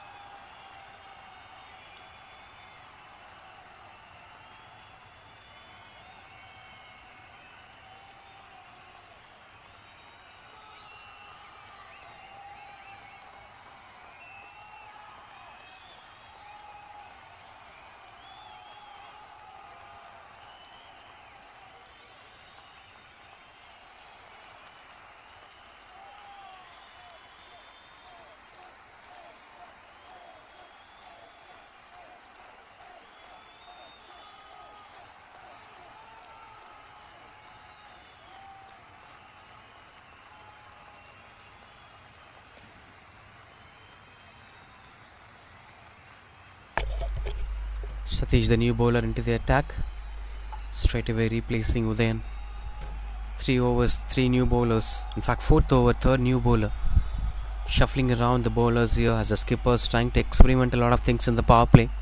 All they expect is to pick wickets in a regular interval of time so that they could be dominating this innings. So far, it's been a wonderful journey from Spartans Cricket Club. Seems like they could fight till the end. They have the potential to fight till the end.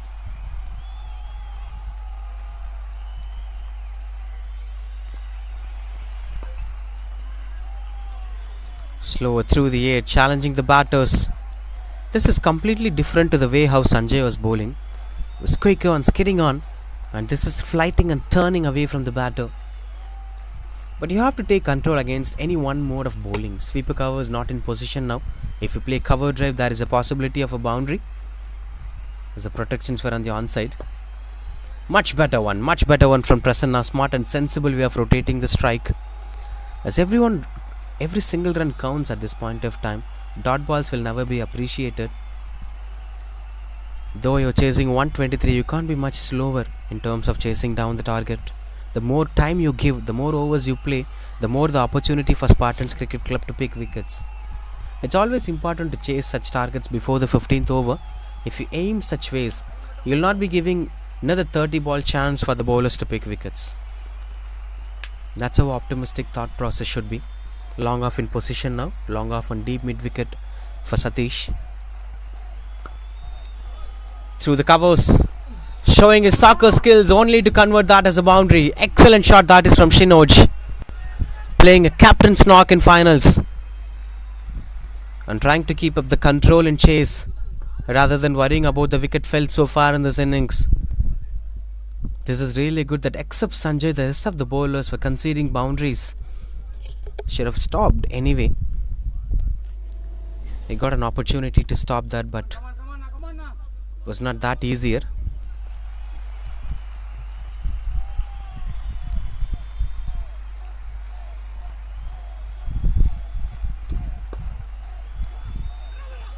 Mid-on inside the circle, chance of a run out, but was not there on their control.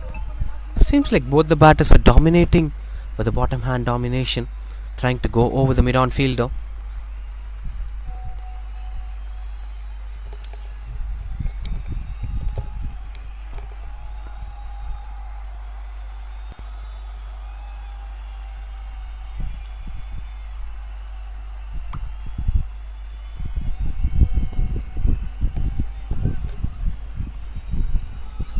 Just getting into his rhythm, Prasanna.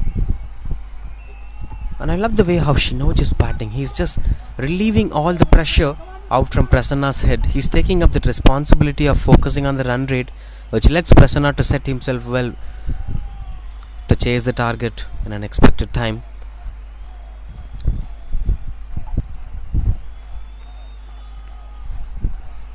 Oh, much better one from Satish to end this out. Dot ball to end the over. 4 gets completed, 23 for 2.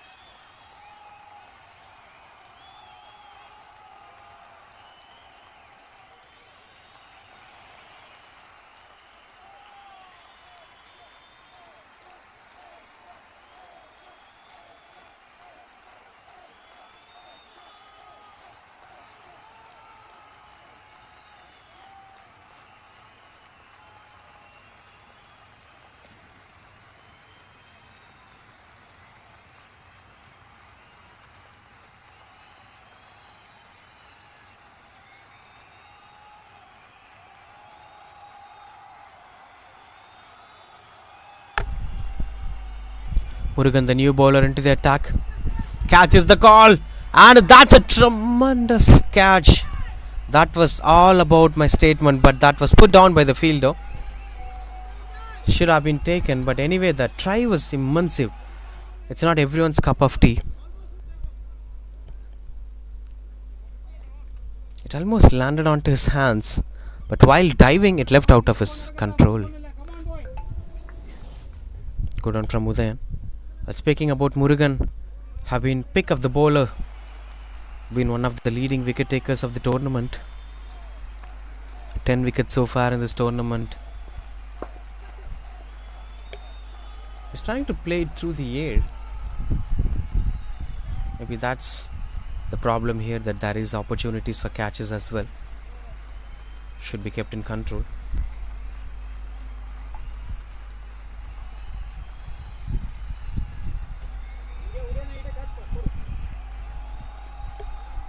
He's just behind Eddie Larison of TNCC Villivakam and Venkatesh of MZCC.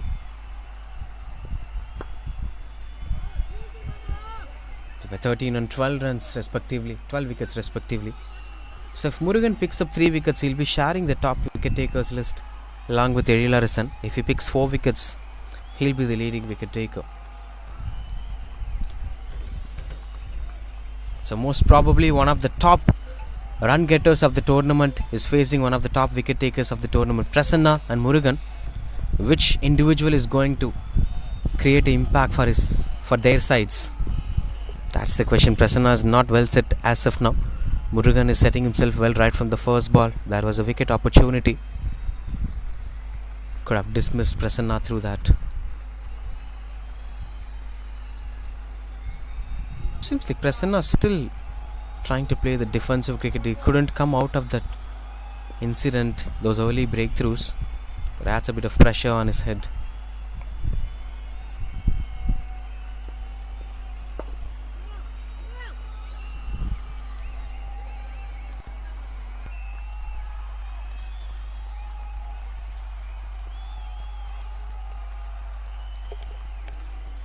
One to end the over. That's 26 for 2.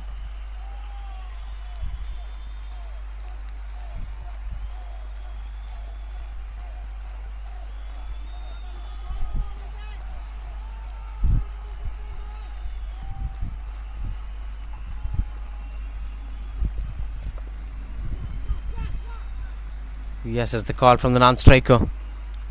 And they've completed the single to keep the strike back for the next over. Shinoj 27 for 2 after 5.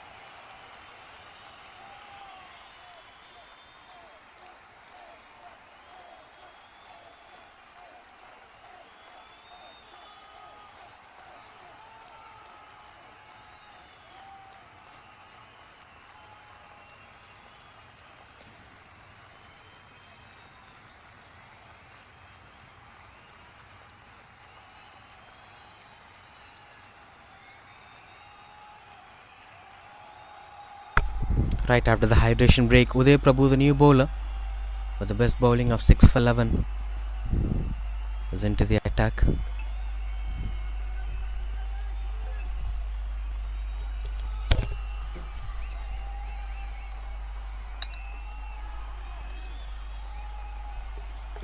It's 27 for 2 as of now. This have been a pretty decent power play for Little Master fan club. Spartans have started it brightly, but could see the captain is setting himself up well. The job is not yet over. The start was good, but there is a lot more to be done, required to be done for the upcoming overs as well.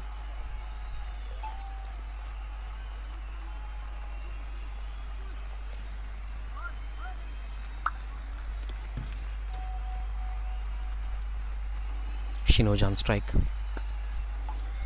Just opens the pace of the bat and slices it to the point direction as it eventually rolls over the boundary ropes. Good start to the 6th over. And a warm welcome to Uday Prabhu as well. We'll try to maximize the last over of power play. This has been bowled way outside the off stump. Look at the way how you opened up his face of the bat as it went behind the point and backward point fielders. Exceptional batting that is from Shinoj.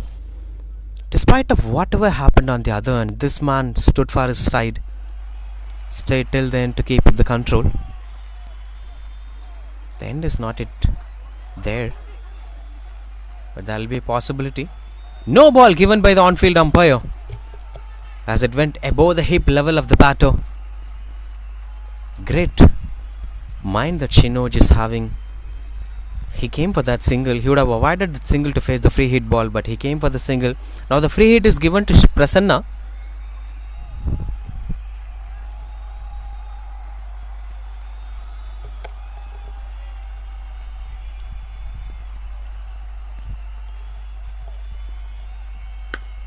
Finds the aerial route. That is a tremendous shot. The choice of giving it to Prasanna is working out. That's what I mentioned. He have ability, but he'll expose it whenever it is requiring. A slow batter with an ability to go for big shot, just like Basha. Could be a Manikam and could be a Basha when time comes. Tremendous stroke making. Just times it over the mid-off fielder, and look at the distance. Reaches out the other ground. And this is turning out to be expensive from Uday Prakash. The idea of bringing out a new bowler to bowl the 6th over is not working out well. As things went out of their control. It's already 12 runs coming off this over. Whatever they did so far in the power play have been broken. Now things have got into control for Little Master Fan Club as well.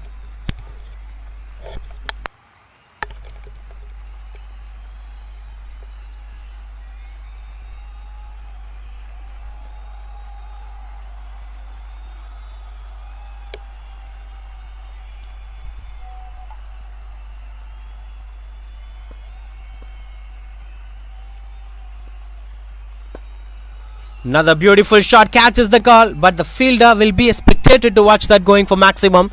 Back-to-back sixes from Prasanna. This is even much stylish that this time it's been bowled way outside the off stump. As he took control of the full length delivery, opens the pace and squeeze it up over the covers fielder. The good stroke making. 18 coming off this over. 3 more to complete. 45 for 2. In a good position now, Little Master Fan Club. That's what it is expected to be. Thickish outside edge gets another boundary as well. Rolls over the ropes. 22 runs already. The runs have started flowing. Now presenting you the leading run scorer of this tournament, Prasanna. Will surely be dominating the table. There's nobody out there behind him. Could be coming out to bat. This is the last innings of this tournament. So the leading run scorer will be Prasanna.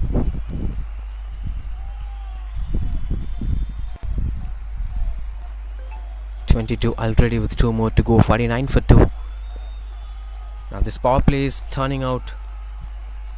Oh, very unfortunate. That is very unfortunate. Uday Prakash is unlucky to see such things happening against him. But good thing that the ball is not rolling up. It's not showing interest to go over the boundary ropes. Maybe some mercy to Uday Prabhu. But yeah, it's 50 up for Little Master Fan Club with those 2 runs. Tremendous batting display. A special kudos to Shinoj for his confidence cricket. And to the way how it transformed to Prasanna's batting as well. Exceptional performance from the skipper and the key batter of the side. Both proving themselves at the most important game of the tournament. The big match players, Prasanna and Shinoj.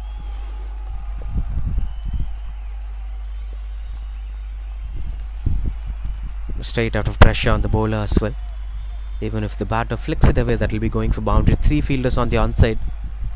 Long on, short mid wicket and short square leg.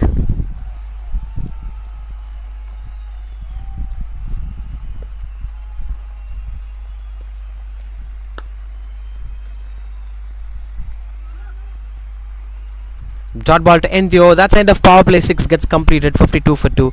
25 runs of that Uday Prabhu's over. There you could see the bowling card. 5 bowlers being used. Good shuffle from the skipper before the 6th over. Everything was going good. But this one went for 25 runs. Half of the runs scored in the power play came at the last over. 52 for 2.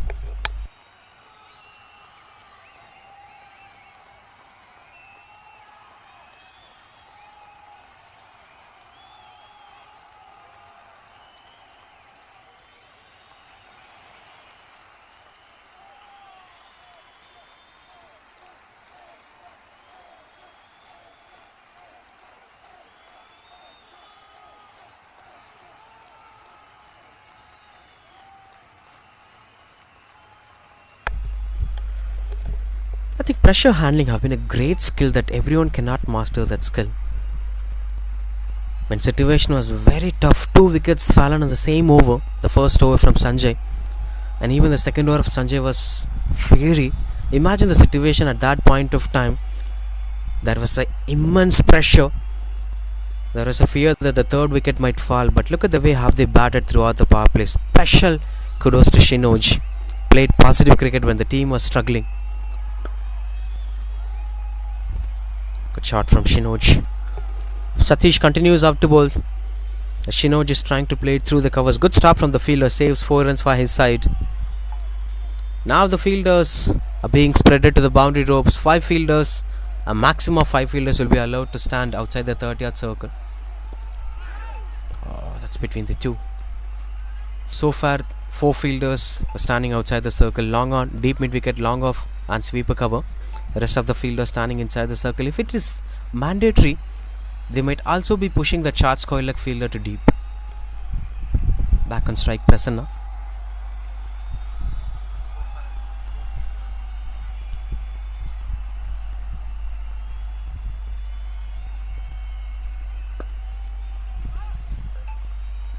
Much better one from Satish. Usually after the power play, even the destruction happens in the power play. In the middle overs, the bowling unit might be trying to revive things. From 7 to 15, where the spinners will focus on to take wickets in the middle overs and push the batters under pressure. This phase might also be a challenging phase for the batters. They have to carry on the momentum right from here. They batted really well in the power play, but they cannot be happy and stay calm and composed in this innings. They should continue the same momentum. They should use the momentum to move forward. They're not even halfway in the chasing process, so anything might happen at this point of time. If 2 wickets falls one after the other, they might be under pressure. Catch is the call, and that's put down. No movements required for the fielder. No left, no right, no forward, no backward. It was straight onto his hands and put on by the fielder. Usually a very good fielder. Saved a boundary in the first ball. And I know one more shot of Prasanna too, but this time a catch was put down. And this is not the first time. We're watching 2 more opportunities given to Prasanna. One against Murugan and this one against Satish. But turning out to be dangerous stuff to watch out for. Yet it's a good over from the bowler. Just 3 runs coming off this over with 1 more to go. As both Shinoj and Prasanna were playing confident cricket with responsibility.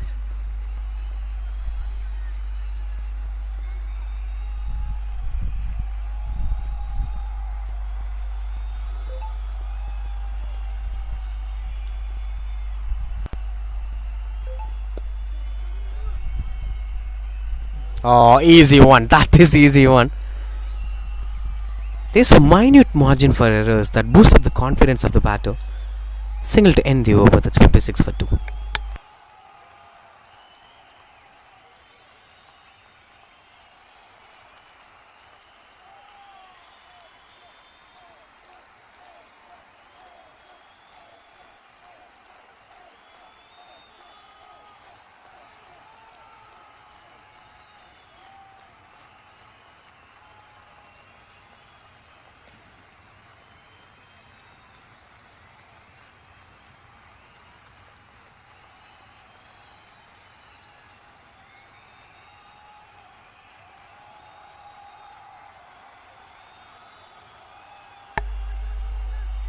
For 2.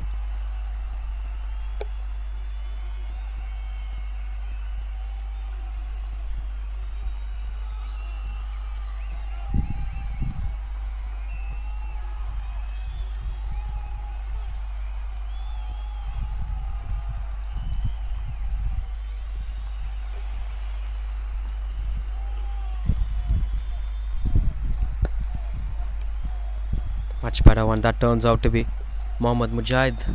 The skipper gets the ball.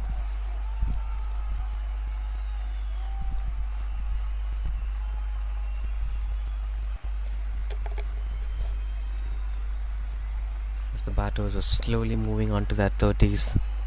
Both were set if one batter stays till then, this match could eventually be ending up before the 16th or 17th over. But all under the control of these middle overs. Eventually, if they start picking up wickets in a regular interval of time, economy matters a lot, obviously. If 1 or 2 overs being bowled economically, any of these batters might be going out of their comfort zones and lose their wickets, and the new batters eventually be under pressure. That's where this game gets into control. That's how you have to get into this game as well. That momentum is slowly going away, it's fading away. You scored 20 odd runs, 25 runs in the last over of power play, but that momentum is slowly fading away. Since you didn't score much runs in the previous over, this over is also getting into control. I think that's how the bowling unit should come back in the middle overs. There is still a possibility of wickets being taken, which might change this game as well.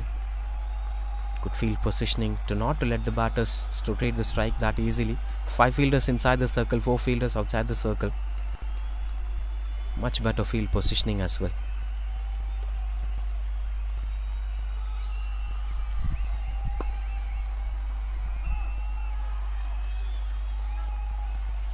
Seems like they were trying to play calm and composed cricket to not to spoil the rhythm. If that goes on, this is really good. The batter shouldn't feel that as a pressure. Oh, we're facing dot balls, there are fielders blocking our mindset, let's try to go for aerial route. Maybe that might not be the decision, but this is a very good decision, as the fielder became spectator once again, goes for a maximum, and Prasanna moves to his 30s as well. 65 for 2, 8 overs.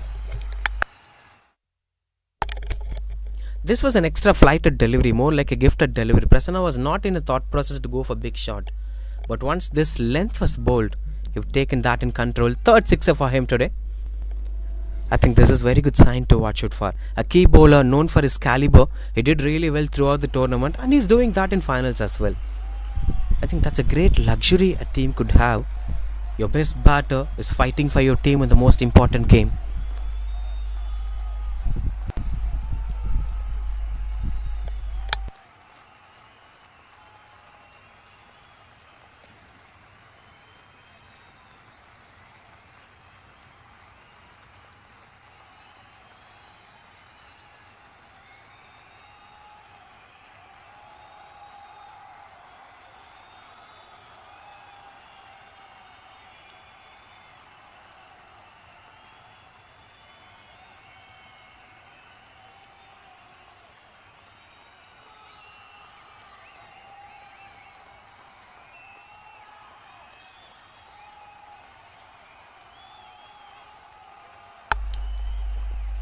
$65 for 2. Both are 31. Shinoj and Prasanna. And this partnership is building out of nothing. When the team was losing 2 early wickets, the situation was entirely in favor of Spartans Cricket Club. That's where this partnership have started building up. Now look at this fort. It's been building up to big standards.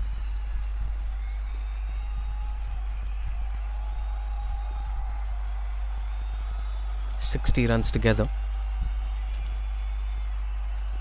They might be bringing Sanjay back as well. Sanjay did really well.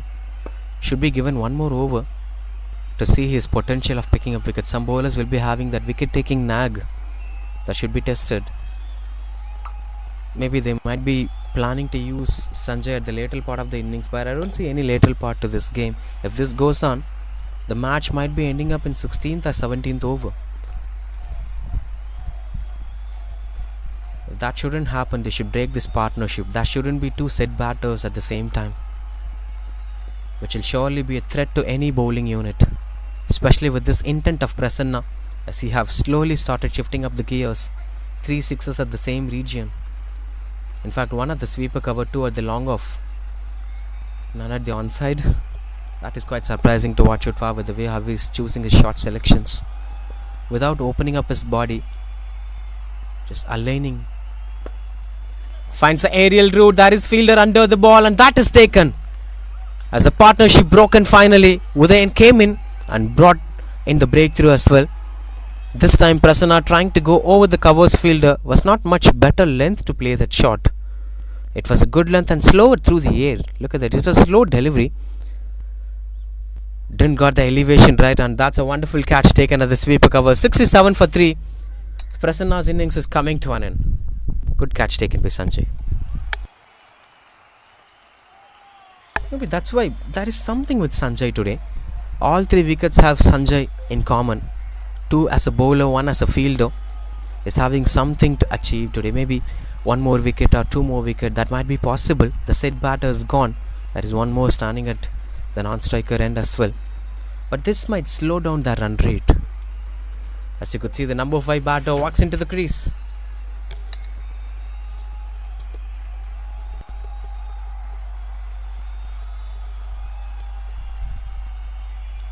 By replacing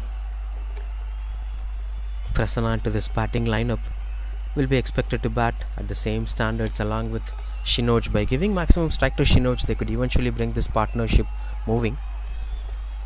They know what needs to be done. Ramkumar Murugesan comes in at number 5. Have also been a decent performer for the side so far in this tournament. Ramkumar Murugesan, 4 innings, 86 runs with a strike rate of 121, averaging 28. That's pretty good number for a middle order batter that he contributed for the side. Gets off the mark straight away, Ramkumar.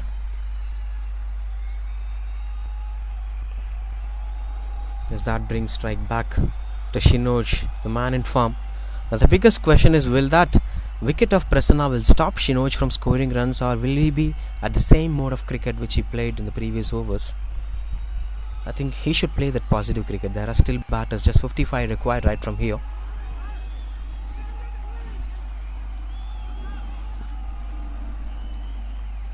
Much better one.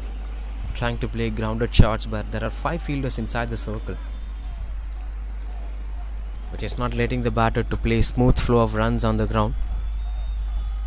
Aerial route might not be the option every time. We've seen the wicket of Prasanna as well. Oh, this is lucky one. Unlucky one for the bowler, unlucky one for the batter as well. Shinoj gets a boundary. This time onto the body line, more like an invitation. Come on, hit me over for a boundary. This is what all I'm expecting for. Will be the mindset of Shinoj.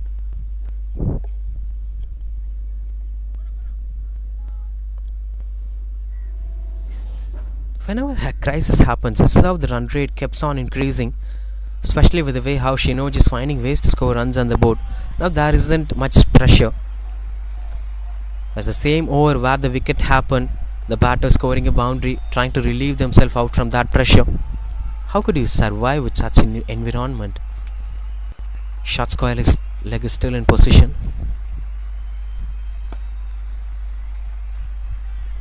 Dot ball to end the over at 72 for 3.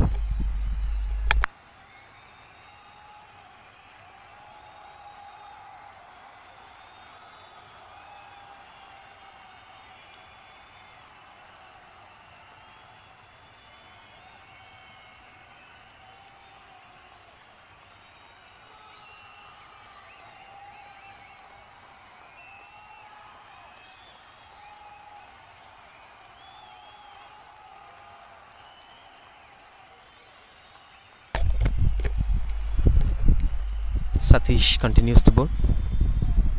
Been doing really well in terms of controlling the batters. Ramkumar Murugesan on strike. Long off, deep mid wicket, short square leg, extra covers, cover point, backward point. But inside the circle. Through the covers, catches the call. But that beats up the fielder comfortably, goes for the maximum. A new batter have straight away shifting up the gears. I think this is the modern day cricket is all about. There is no point in coming out, checking out the conditions, setting yourself up. There is no time in T20 cricket. Just express yourself. That's what Surya Kumar Yadav does. That's what Rohit Sharma does. That's what Abhishek Sharma obviously does. The more quicker you are, the more adaptability you're having in a T20 cricket match. There were times when the batters used to set themselves up, playing couple of dot balls, playing couple of singles, and then they shift up the gears. Now the new batters for showing up. what they are capable of, and respecting the good balls, obviously. That's what it is important. Even if it is a hat-trick ball, if it's a full toss, the batters will dispatch that for a maximum. That's the kind of mindset that the modern day cricket is having. Not sure whether this evolution is good or not and where it's heading to. Gets a feather of the bat as the fielder chases down the ball. The outfield is pretty quicker and it provides the boundary as well. 10 runs in short span of time. This is much better when the short third man is standing more wider. Should adjust their fielders accordingly. Only 3 fielders on the onside, in fact. Long off, there is deep extra covers. That's why they are not having short third man finer, as the short third man should also be acting as the backward point fielder to make sure that they're having extra covers fielder in position, avoid those inside outs. So there is long off, there is extra covers, there is sweeper cover at the boundary ropes, protecting the entire offside, as it doesn't let the batters to score runs through the covers. But there are huge gaps at the square of the ground. Deep square like point region, short third man, plenty of gaps out there in these regions. If you bowl a short ball, you will be punished.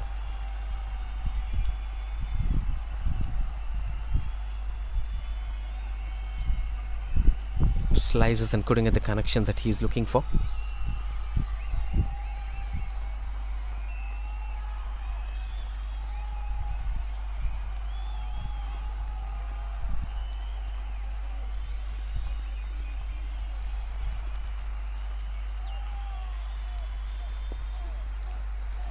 A dot ball to end the over. That's 11 runs coming off that over. 83 for 3 after 10.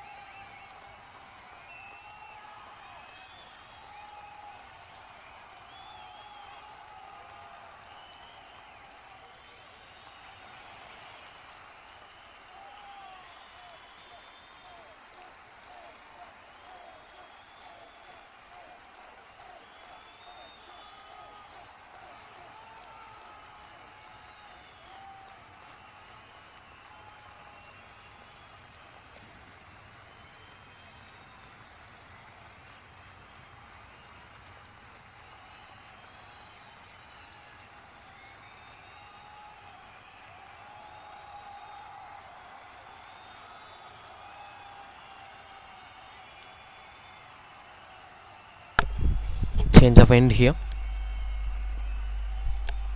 Might also be boosting up the run rate for them if it goes the right tone. This end was pretty successful for Spartans Cricket Club. They did really well in this end. When the end changed, the batters have started scoring runs on the board quickly. Sanjay back into the attack. The most expected bowler to break this partnership and bring Spartans Cricket Club back into the game again. It's a little tougher right from here, but there is still a possibility if some miracles happens, couple of wickets on the same over happens. That's what he did in the first over as well.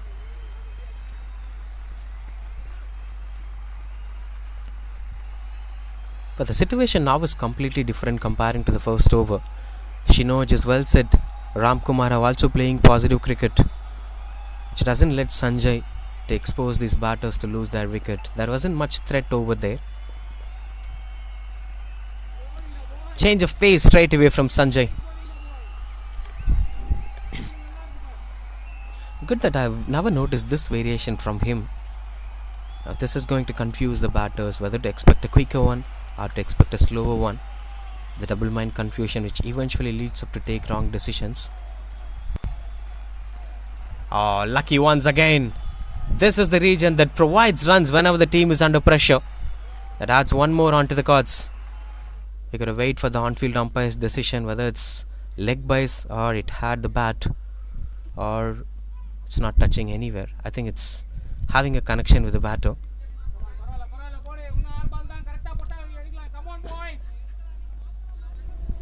It had the bat. Ramkumar gets a boundary again. Every over gets a boundary or a sixer that eventually boosts the confidence of the batters and makes them to stay in the game. Run out opportunity. Good that he back on. Good call from Ramkumar. In fact, as Shinoj wanted that single, he loudly said wait on, and that call made Shinoj to look at the things clearly and go back to the crease. Much better this time, as they were mutual to take that single.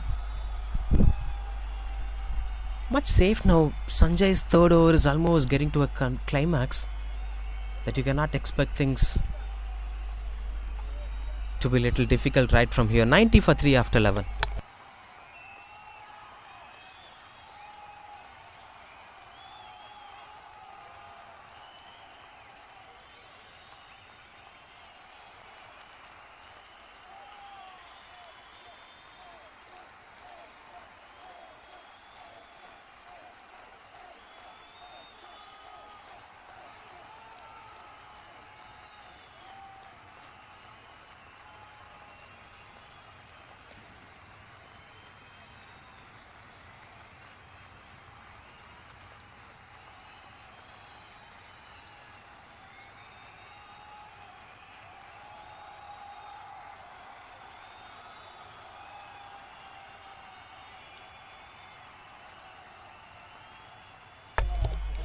Murugan back into the attack.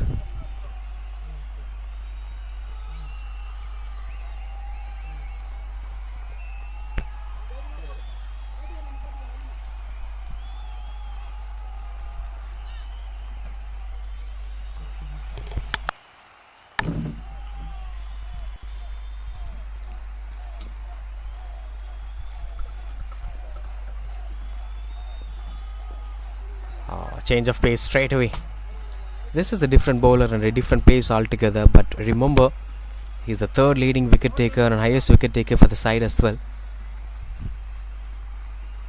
Usually these slower bowlers, the change of pace will really work well. When you look at the way, who are all the greatest T20 bowlers, Dwayne Bravo is one among them. In fact, he's at the top.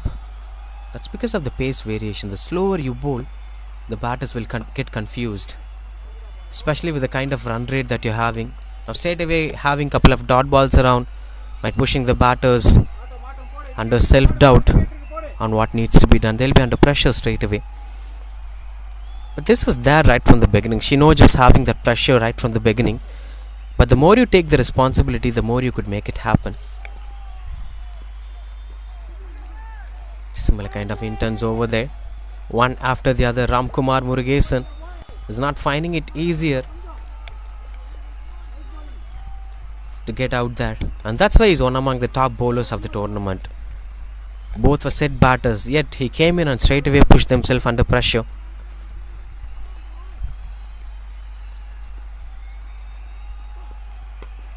Catches the call, and that's put down.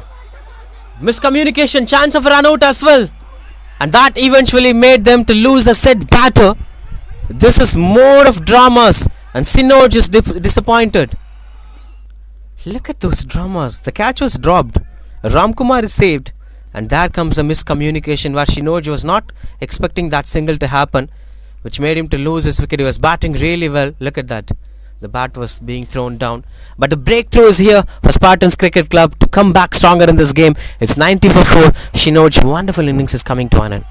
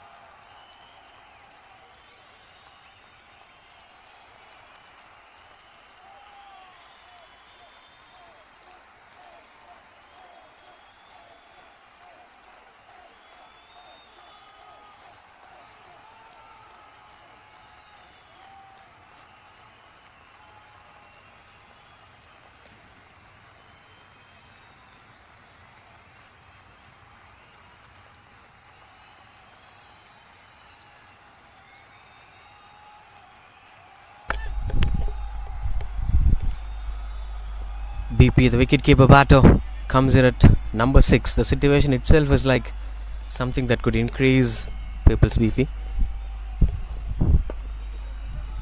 Straight bat, top hand comes into play.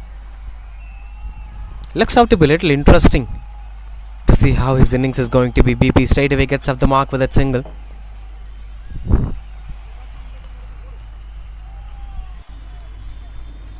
But somehow the change to bring Murugan into the game have eventually brought into the game that they have started dominating. Not completely, but to this phase at this point of time. Through the covers, beautiful shot that is from Ramkumar. A boundary to end the over. That was a fantastic over from Murugan, except that lost ball which made it an ordinary over. 12 gets completed, 95 for 4. Was that shot through the covers. A little fuller length comparing to the previous lengths bowled by him. 95 for 4.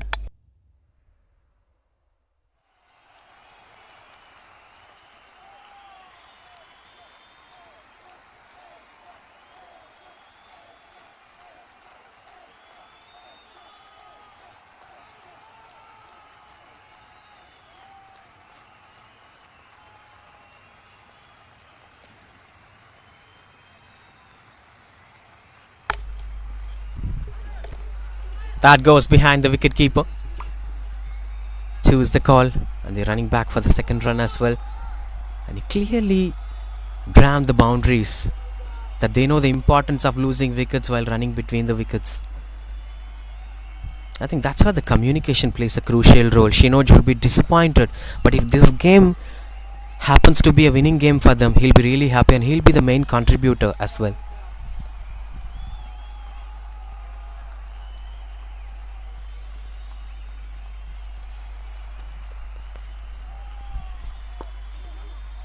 I really love the top hand of BP, that he's having good control on his top hand.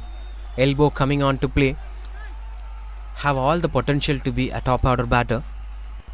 But at this point of time, all you need is something to finish things off as well. Go running between the wickets. Cheeky singles. Just 24 right from here. They could eventually make it happen. That's 99 for 4 from Little Master Fan Club. Mohammad Mujahid back into the attack. His first one was expensive. Through the covers, catches the call as the fielder walks in, as it fell short of the fielder anyway. But there is still an intent from Ramkumar to finish things off as quick as possible, not letting the bowlers bowl much overs and expecting wickets to happen. You need 4 sixers in short. Maybe that's the mindset of Ramkumar. The more the bowlers bowl, the more the chance of wickets being falling down. We shouldn't let that happen.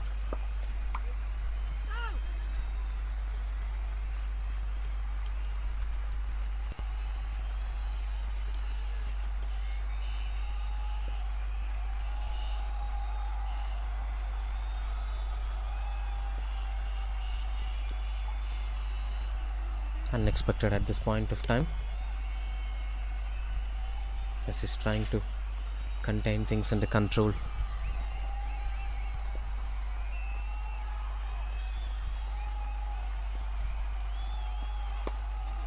Beautiful shot that is. Top hand coming on to play. Eventually couldn't get the result that he is looking for.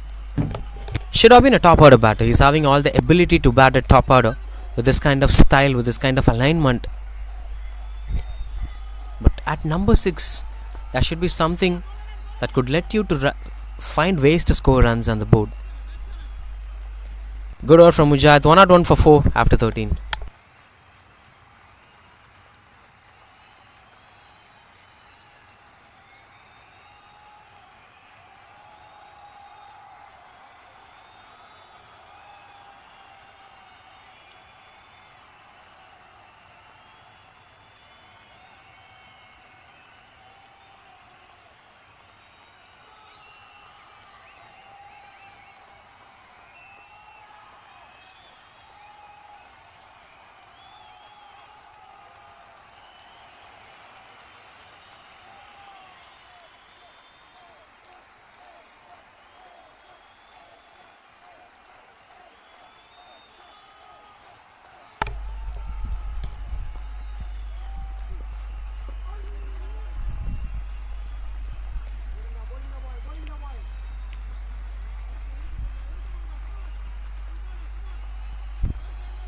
continues to bowl Murugan.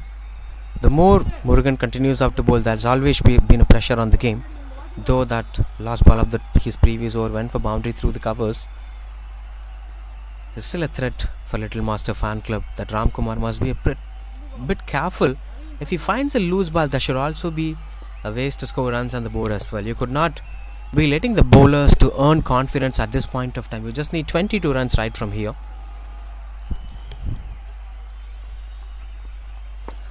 Finds the aerial route, catches the call, and that is taken at long off. Tausif the fielder, a wonderful catch taken, and the set batter is gone. The intention to bring Murugan was to break the partnership and dismiss the set batters. Now both the set batters were gone, especially this one. Tausif was standing a bit forward. He was expecting the catch was on his hands, but eventually judged it at the last point of time well. 1 at 1 for 5. Ramkumar walks back to the pavilion.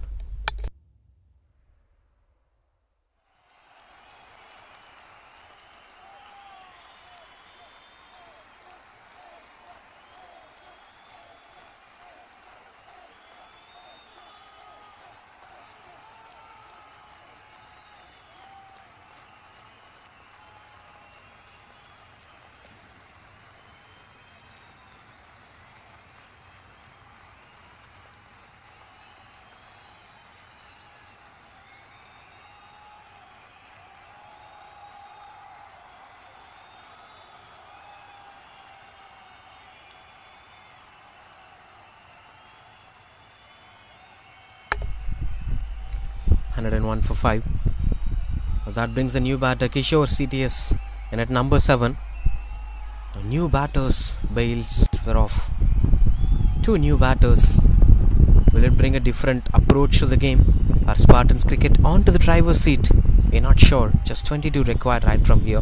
I'll still say Little Master Fan Club are at the driver's seat. Unless or until they do something out of the box, unless or until they do something unusual, they might lose this game. Apart from that, this is going to be Little Master Fan Club game, even if there are 2 new batters. That's how the game is going.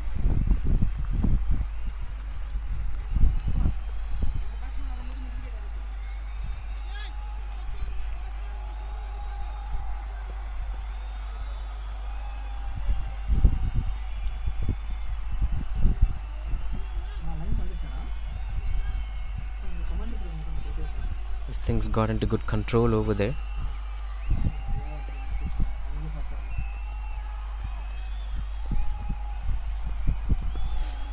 Solidity comes into play. Soft hand dismissal. In fact, defense. I think BP's approach is not applicable at this point of time. He's trying to delay the process of winning the game. The more you delay the process, the more chance the bowling unit will get to pick wickets. You're giving more chances for them to pick wickets. It should be kept in control. Josie 1 through the covers. Not much impact will result except a single. 20 right from here. The run rate is not at all moving. It's slow. I'm not sure whether it's steady or not. Yes, I could see 4 fielders inside the circle. That's how the rule should be.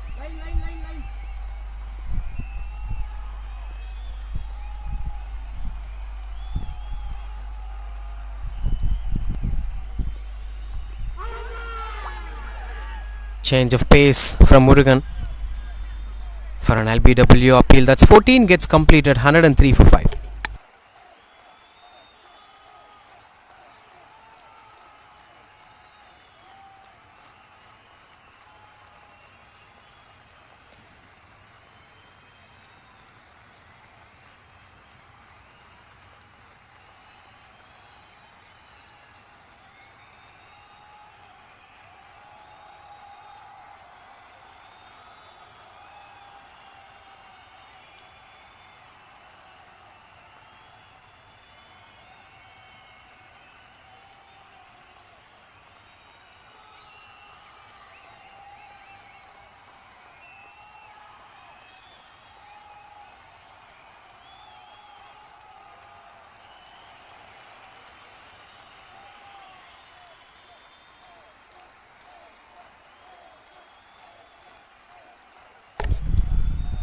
Continues to bowl Satish.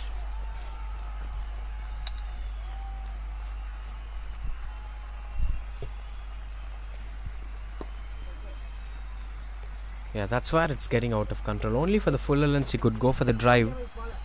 With just top-handed control, BP's approach will be good for top order. Maybe for the early couple of overs. This is time to finish things off. You're giving more opportunities. They'll bowl more deliveries than they'll pick chance to get wickets. I think that should be stopped.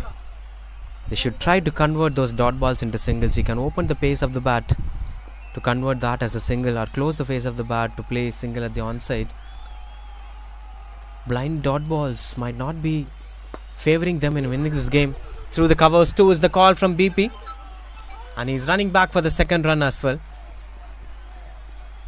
This is a little bit of positive cricket out there with the way Harvey is rotating the strike and getting a couple of runs on the board. Right length should be attacked at the right point of time.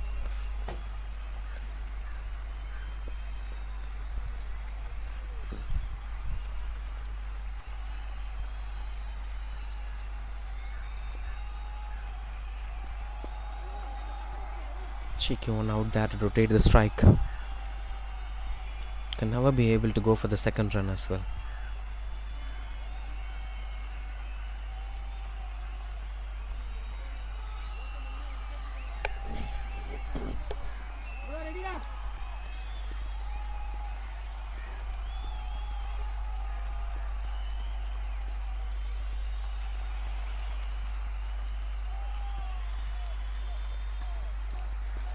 That's high in the air, chance of a wicket.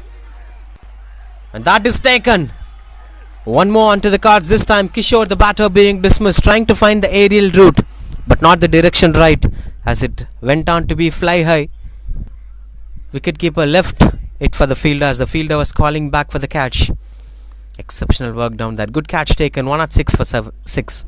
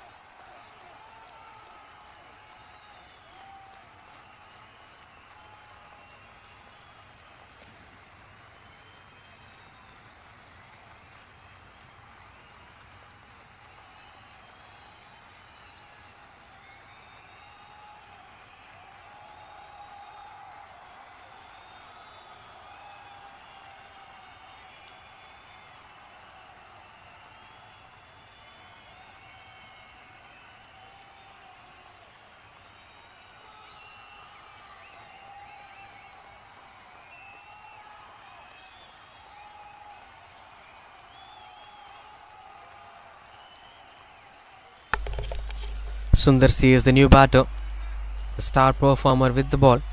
Now he is with the bat. Not sure whether he was expecting himself to be batting today, but Evans have promoted him to bat.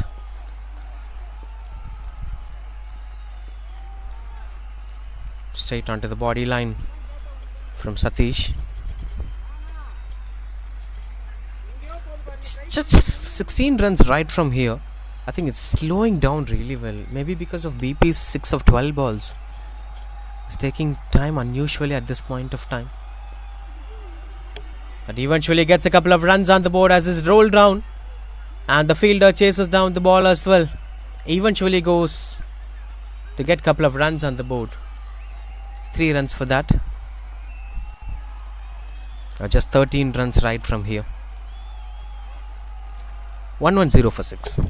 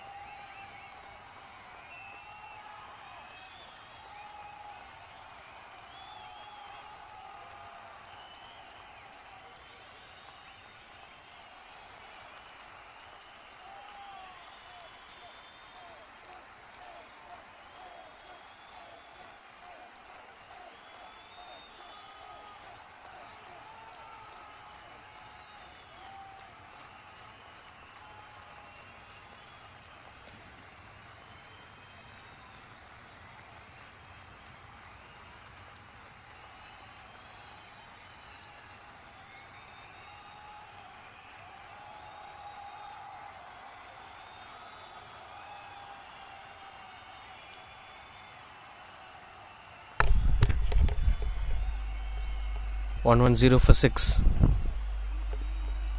Continues out to bowl.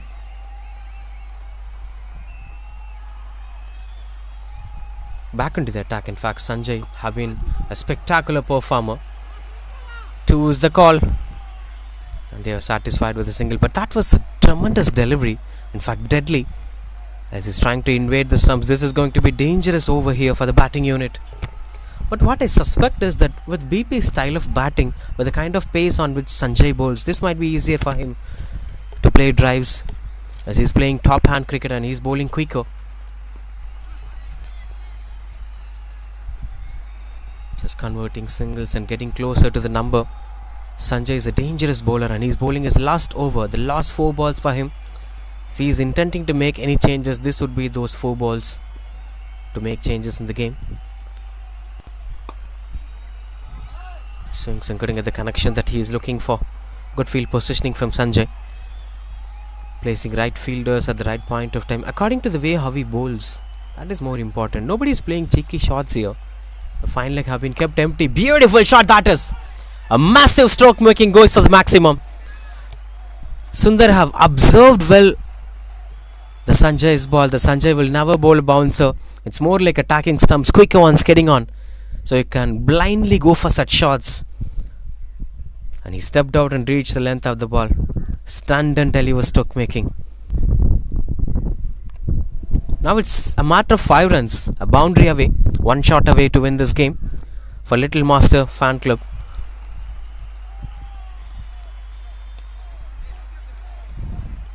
Good work done by the wicketkeeper as well. Just a boundary to win this game right from here. That's what all it requires to finish things off. Little Master Fan Club having won the toss, deciding to bowl first, and that decision of bowling first have worked well for them, putting their opposition to 120 runs. Flicks it away and no man standing at the deep as it rolls and reaches out the boundary ropes. That's a winning moment here as Little Master Fan Club have ensured that they are winning this game by difference of 4 wickets with 26 balls to spare. That's exceptional performance, especially with the way how this man batted Sundar at the lateral part of this innings. 25 balls spare. That's a huge victory for them. These are all coming with those 2 batters. Prasanna have batted really well. Sundar obviously finished things off when the team was under pressure. He also picked up 4 wickets in the first innings. Will be given the player of the match award obviously. And along with him, with those batting intent of Prasanna and the skipper have put it on together, they made it partnership to win the game. This was that winning shot. Tremendous stroke making that is. And the outfield does the job. For this they've been fighting hard to reach the winning margin. Exceptional performance that is from Little Master Fan Club from all the aspects of the game. Batting, bowling, and obviously fielding standards have also been good to win this game. Shinoj 37 runs, lost his wicket through a run out, and Prasanna's 31, Ramkumar's 23 and Sundar's 14. Put it up all together, they won this game. Sanjay bowled really well today. 3.5 overs, 31 for 2. Started really well in the power play. Udayan's 12 for 1 in his 2 overs. Satish 29 for 1 in his 4 overs. Murugan did really well. 3 overs, 11 for 1. They all did really well, but at end of the day, 122 is not much enough to fight on in the second innings. That's what put Spartans Cricket Club to the runners-up position. Good fought from them, but eventually Little Master Fan Club did really well today to win this game, and they are the champions of Whitebird season number 2. There you could see the friendly gestures, sportsmanship, and a little celebration from the winners as well, rounding up together on the ground. For special kudos for them.